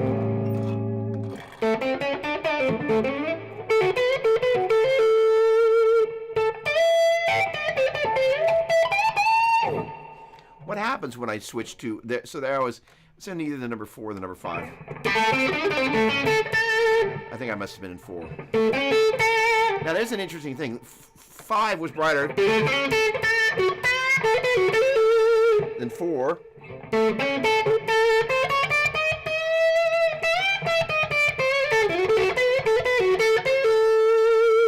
Now if you listen,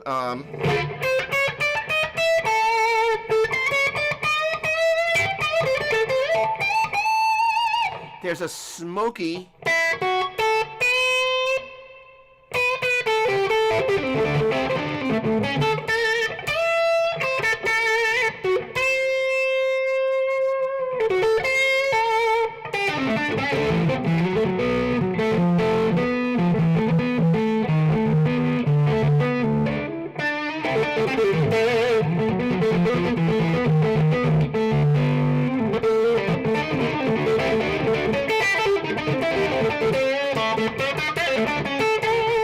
That's a little skanky if you want.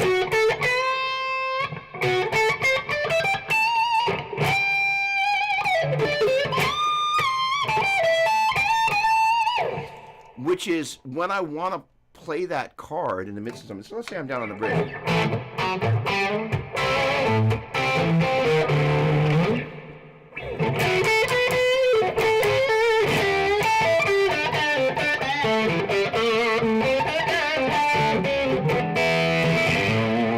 That's a tone that's just kind of waiting there to come out that has a little something. I might have missed. I might have ended up in 3. No, I was in 4 there. So it's got, if I dig in, but if I go soft,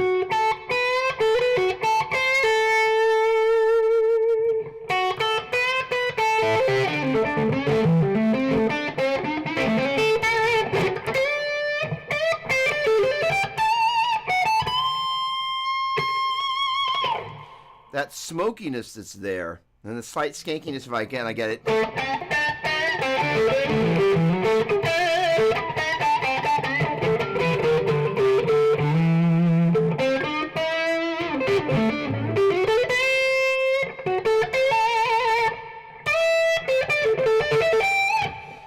It's nice to have juxtaposition.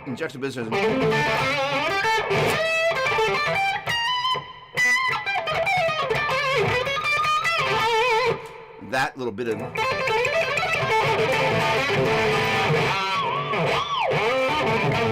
it's a very different type of a vibe that you can then have on tap.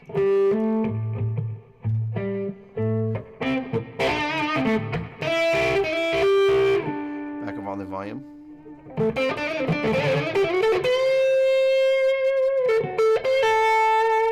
Even less volume.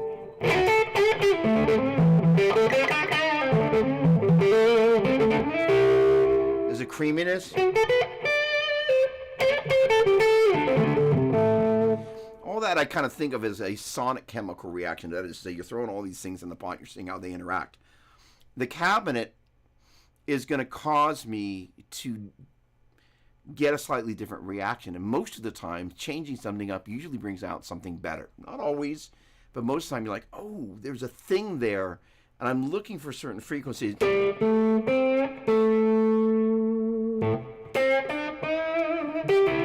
Going back to atmosphere.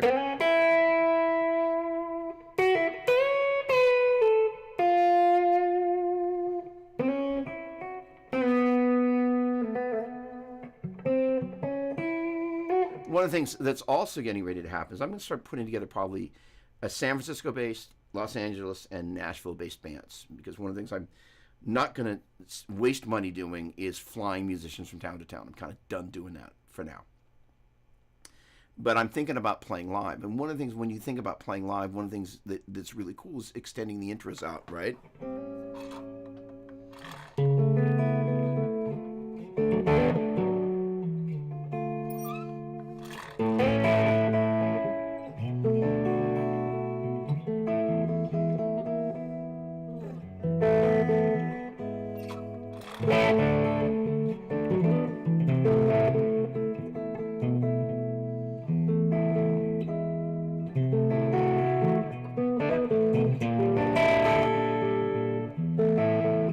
So having something different in the tone recipe.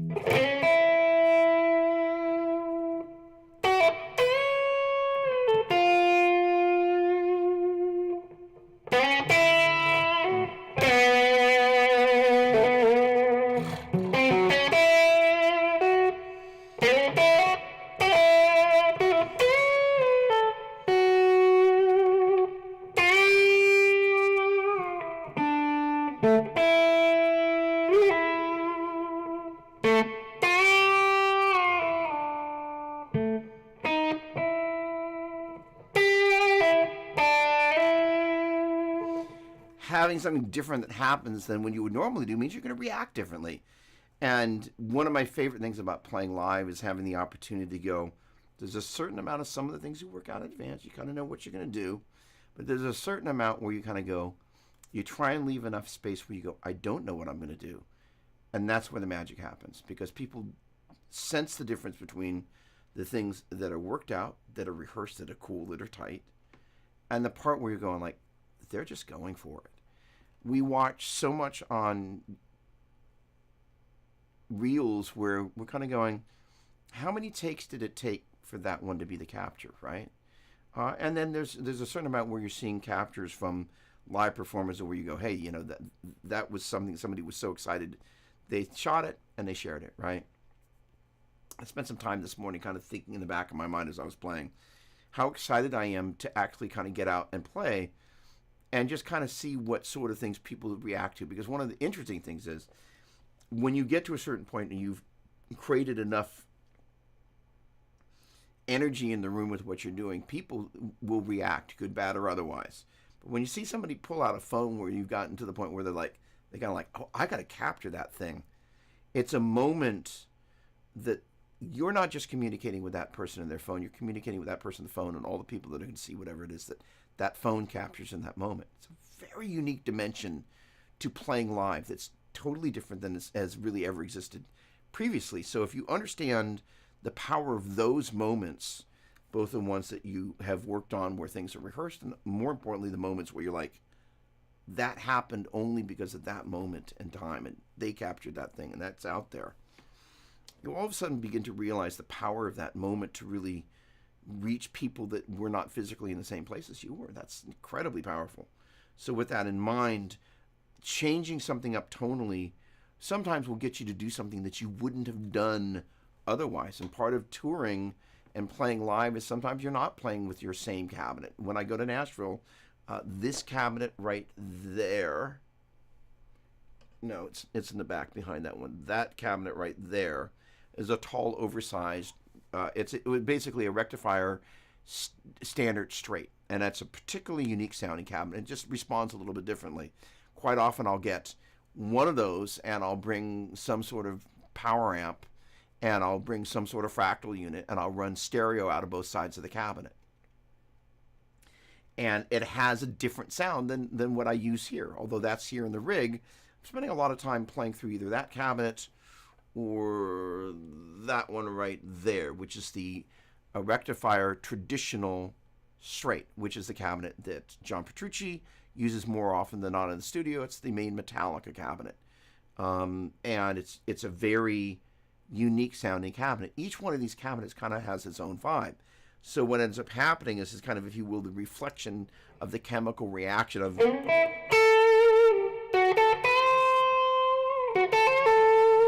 By the way, right now that's what I am playing out of, that guy down there in the center.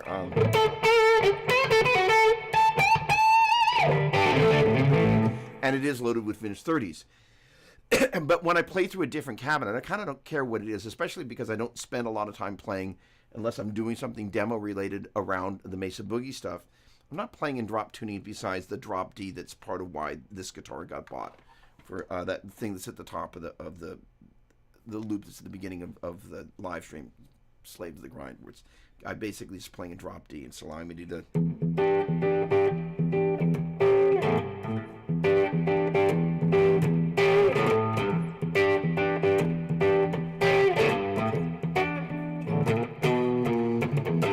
Sounds a lot better, drop D. That whole step really makes a difference there.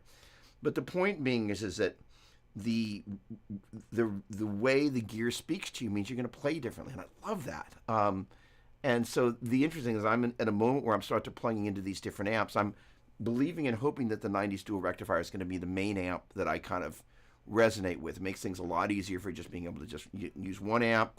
That's going to be increasingly available on backlines when I go into a city like Nashville, where I'm not going to necessarily be flying with an amp. However, when I do, there's a Mark V 25 that's not in frame, but is here somewhere on that. That's my little fly rig, and that, and a fractal FM3 or an FM9, and a Seymour Duncan Power Stage 700 power amp. That little rig is just like the Mark V 25 is a 25 watt amp. It's loud, but the 700 watts and the Power Stage 700 means if I need to turn up and get some serious volume, I can be anywhere and I will be heard. And then just whatever cabinet it's there. Most of the time I'm playing in a city where I'm either going to be able to bring my own boogie cabinet or Mesa will be able to provide one for the back line. But if I end up someplace that's not, I run into a different cabinet.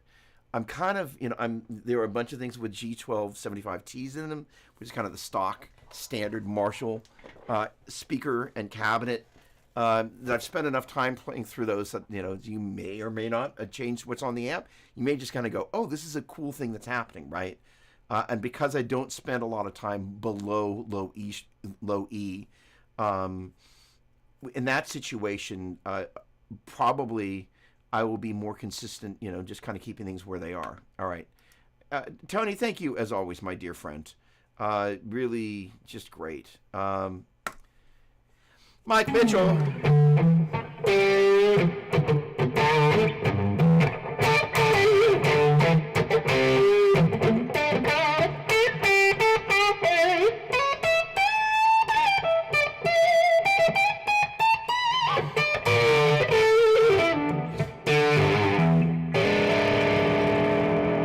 Great to see you, my friend. Hello, hello, hello. Okay. Now, there was a question here. Oh, wait, I got a few more hellos to say here. Hang on a second. 2 rights for Mrs. D. Honey, you were right. There we go. She was right. Thank you, Anthony. You have been and are just, I don't care who you are. There are times that you're going through stuff. And you've been a friend through thick and thin, and I just love that. So thank you. Steve Karras, my man.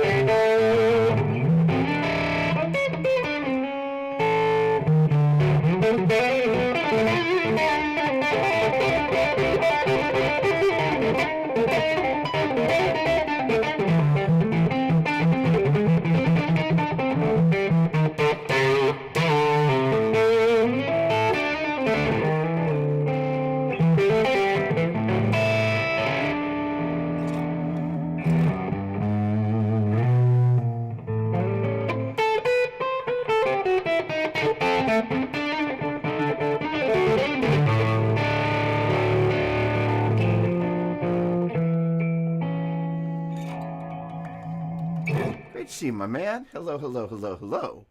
All right.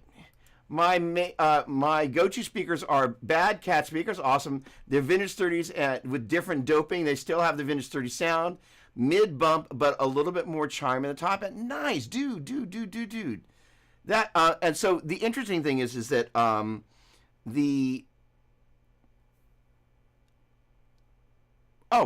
one of the others, right? That's what's in that cabinet there. Those are the Mesa Boogie Black Shadows that are like a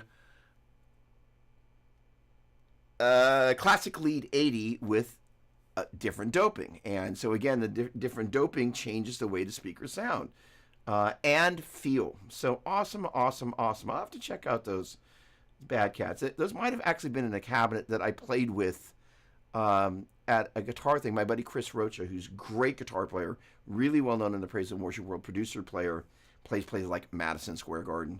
But I was invited to be a teacher at his camp, and I wasn't able to fly with a cabinet, but I think they had a Bad Cat 212 cabinet that had their vintage 30s in it, and I think it was those speakers, and they sounded great. Jason Price, what's going on? Squad Car 37.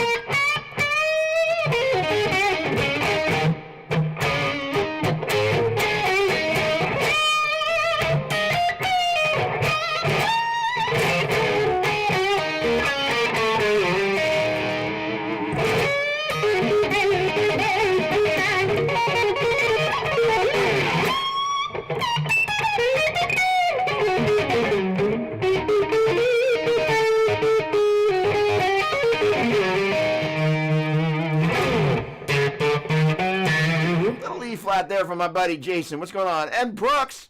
Oh my word.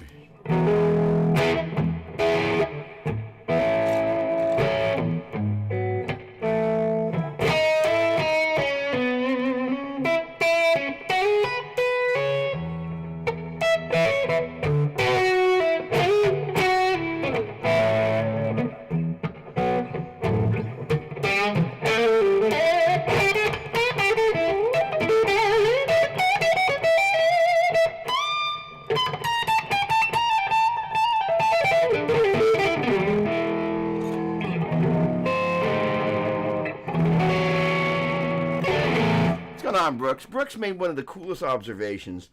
I was at a show that we were on together. I went back to my amp. It's like, that 80 hertz fader, you've got that pulled down. Every guitar player that plays with the Mesa, they pump that up. Like, what is up with that? So hang on a second. Let me just stay threaded here for a quick second. And I was like, yeah, the idea is to stay out of the way of the bass player. So it was an interesting conversation because he just happened to he was like, wait, explain this, because quite often again that one, that the kind of the metal V on the Mesa Boogie, like if you look at pretty much every one of the 5-band graphic EQs around here, you'll see it most notably on that one, even though it's quite often more extreme than that. That's the Mark II C Plus there. That used to belong to Steve Carell, who was kindly on the stream a little earlier. You'll see that it's kind of got that little smile going on there. But the 80 hertz, which is the one that's all the way at the far end, actually had dipped below the 12 o'clock line. It's just to get out of the way of the bass player. But Brooks was like, explain this to me. Why are you doing this? What is wrong with you? Oh, excellent. With great pleasure. Thank you. And if we haven't met, Roger, it's a pleasure. Either that or if I've forgotten, either way, thank you and you're welcome. And thanks for hanging out. Really, just this Saturday morning show was therapy for me on so many different levels. It's not like I'm some weird basket case, but there's the community part. I spend most of my time in this room, me, the computer, and some amps. But every Saturday, I get a chance to spend me, the computer, the amps, and you. So it's kind of like, the adult version of sleepovers with all your best buds, but with everybody gets to bring their guitar. I mean, how incredibly cool is that? Steve, I would love to catch up this week. And I actually, believe it or not, first of all, I want to hear how things are going on all the different fronts. But I also have a favor. And I'll state it out loud here. That way I can state it out loud without being too specific. Six String Sanctuary. There we go. Come on. Awesome. Boom. So, Steve, there is a guy that that you did a show with him, that once I've kind of get these songs, start releasing them, I want to figure out how I can go out and open for them. He uses his fingers. You know who I mean. So I'm actually want to figure out a way that I can kind of perhaps ask for a gentle introduction. I absolutely love his playing. I also am a huge fan of his son's work on social media. I'm not going to mention any names. We don't need to make anything awkward right now. But in any case, that way it's just out in the wind right now, and we'll pick it up this week. So that would be great, and I look forward to getting caught up on all the other things that we will leave slightly aloof in the wind here. All right. Now, that said, all right. Subdivision method for lead guitar speed building. Can you provide some ideas for pentatonic 3-note per string practice? What is the difference and more effective than just increasing the BPM on the metronome? Wow, my love language. Okay, so first of all, so it's so funny. So the subdivision method is one of my favorite things. So first of all, I bought Marty Schwartz's beginning and intermediate lead guitar courses, and I got upsold for his pentatonic course. And everybody's got to be familiar with Marty. Oh, by the way, hold on. And Chris, I haven't forgotten, you got questions here, and we will have answered. But let's just take a quick moment and do a little bit of this. I got the last little tiny bit in my cup here. Where are you? That's what we're looking for right there. Come on. There we go. So I know your cup may be empty, but mine's not. My last little bit of Pete's coffee and a little bit of muscle milk. Let me know down in the chat what it is that you're drinking. Okay. So the subdivision method, one of the things that's great about watching other teachers present things is it really helps me solidify what it is I'm going to do with the pentatonic thing. One of the great things about seeing Marty's courses was also getting a chance to see the different questions that people have. Okay, great. All right, good. My 11 o'clock student letting me know where things are at on time. Okay, so the deal is, one of the things I'm going to kind of share an interesting approach to this. So let's just say we're working on.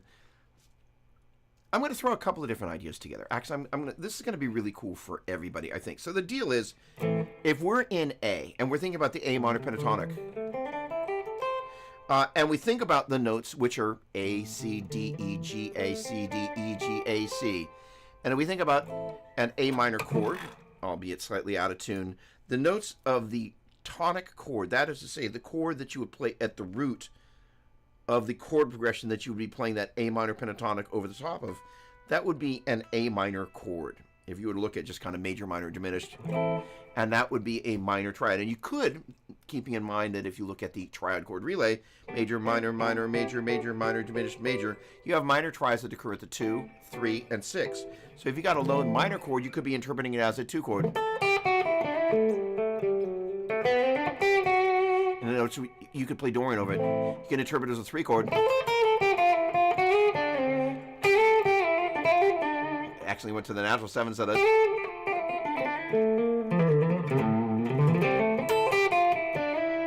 So that's Phrygian. You've also got minor. So that's to say, over the Dorian mode, you can play minor pentatonic.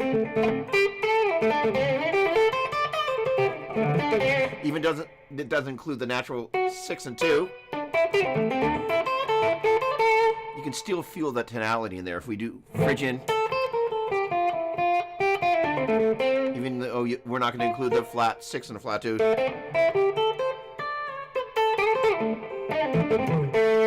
can still feel it in there for minor.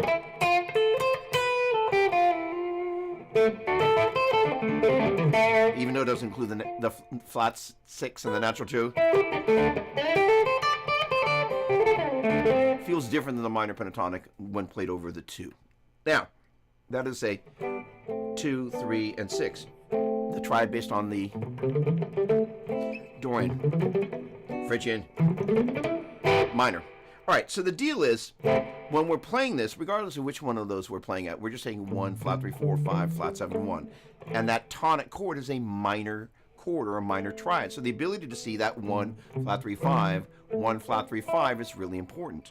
And so one of the things is I was thinking about setting up the introduction for soloing, because one of my big takeaways in seeing the comments on Marty's course was there were a number of people that were totally new to theory and the questions that they were asking. And sometimes I kind of jump to, hey, natural 6, natural 2, flat 6, flat 2, flat 6, natural 2. And some people are like, I wish I knew what he was talking about. We're not going to cover that today, but I kind of begin to go, the danger of knowledge is the more you know, the more you have a tendency to speak from that perspective of knowledge, and people who do not necessarily have that same degree of knowledge in one area can feel left out of the conversation. It was like, important lesson. So the point being is that generally speaking, the most common places, but not exclusive blues, as an example, ways that you're going to use the minor pentatonic is over some minor chord. And knowing that the 1, flat 3, and the 5, 1, flat 3, 5, 1, flat 3, are the target tones to resolve your phrase to, I was like, what if we just start at quarter notes? 1, 2, 3, 4, resolve. 1, 2, 3, 4, resolve. So the deal is I'm going to target, although I kind of moved to the fifth string before I got a chance to do it. Here's our 1, flat 3, 4, 5, flat 7, 1, flat 3, 4, 5, flat 7, 1, flat 3. So we're going to work within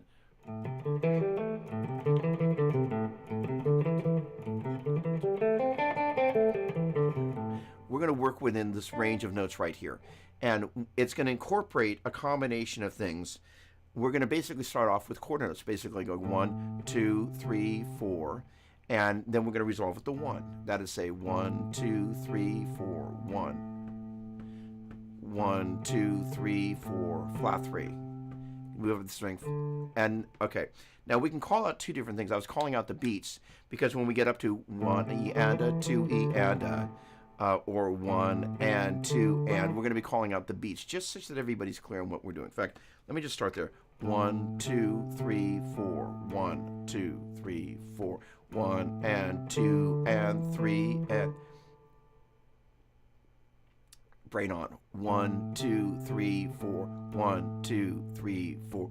1 and 2 and 3 and 4 and 1, 2, 3, 4, 1 E and a 2 E and 1 E and a 2 E and a 3 and a 4 E and a 1. So there, what I was doing was subdividing 1, 2, 3, 4, 1 and 2 and 3 and 4 and 1 E and a 2 E and a 3 E and a 4 E and a. Okay, so the idea is, okay, up. You know what? My student is home. They're set up. I need to go. So that is to say, what we're doing is drawing off 1, 2, 3, 4, 1 and 2 and 3 and 4 and 1 E and a 2 E and a 3 E and a 4 E and a. And you do that, and then you pick a different note to resolve to on each of those different sequences. That is a 1 E and a 2 E and a 3 E and a 4 E and a 1, 2, 3, 4, 1 E and a 2 E and a 3 E and a 4 E and a 1, 2, 3, 4. All right, I got a jet. My apologies. I hope that answered the question. Chris, I missed you. I gotta go. Everybody, thank you so much for hanging out. Much love. I really, really, really appreciate you all. Okay, bye for now. Cheers. Holy cow, the time went by fast. Thank you for all you do for me. I'll see you next week.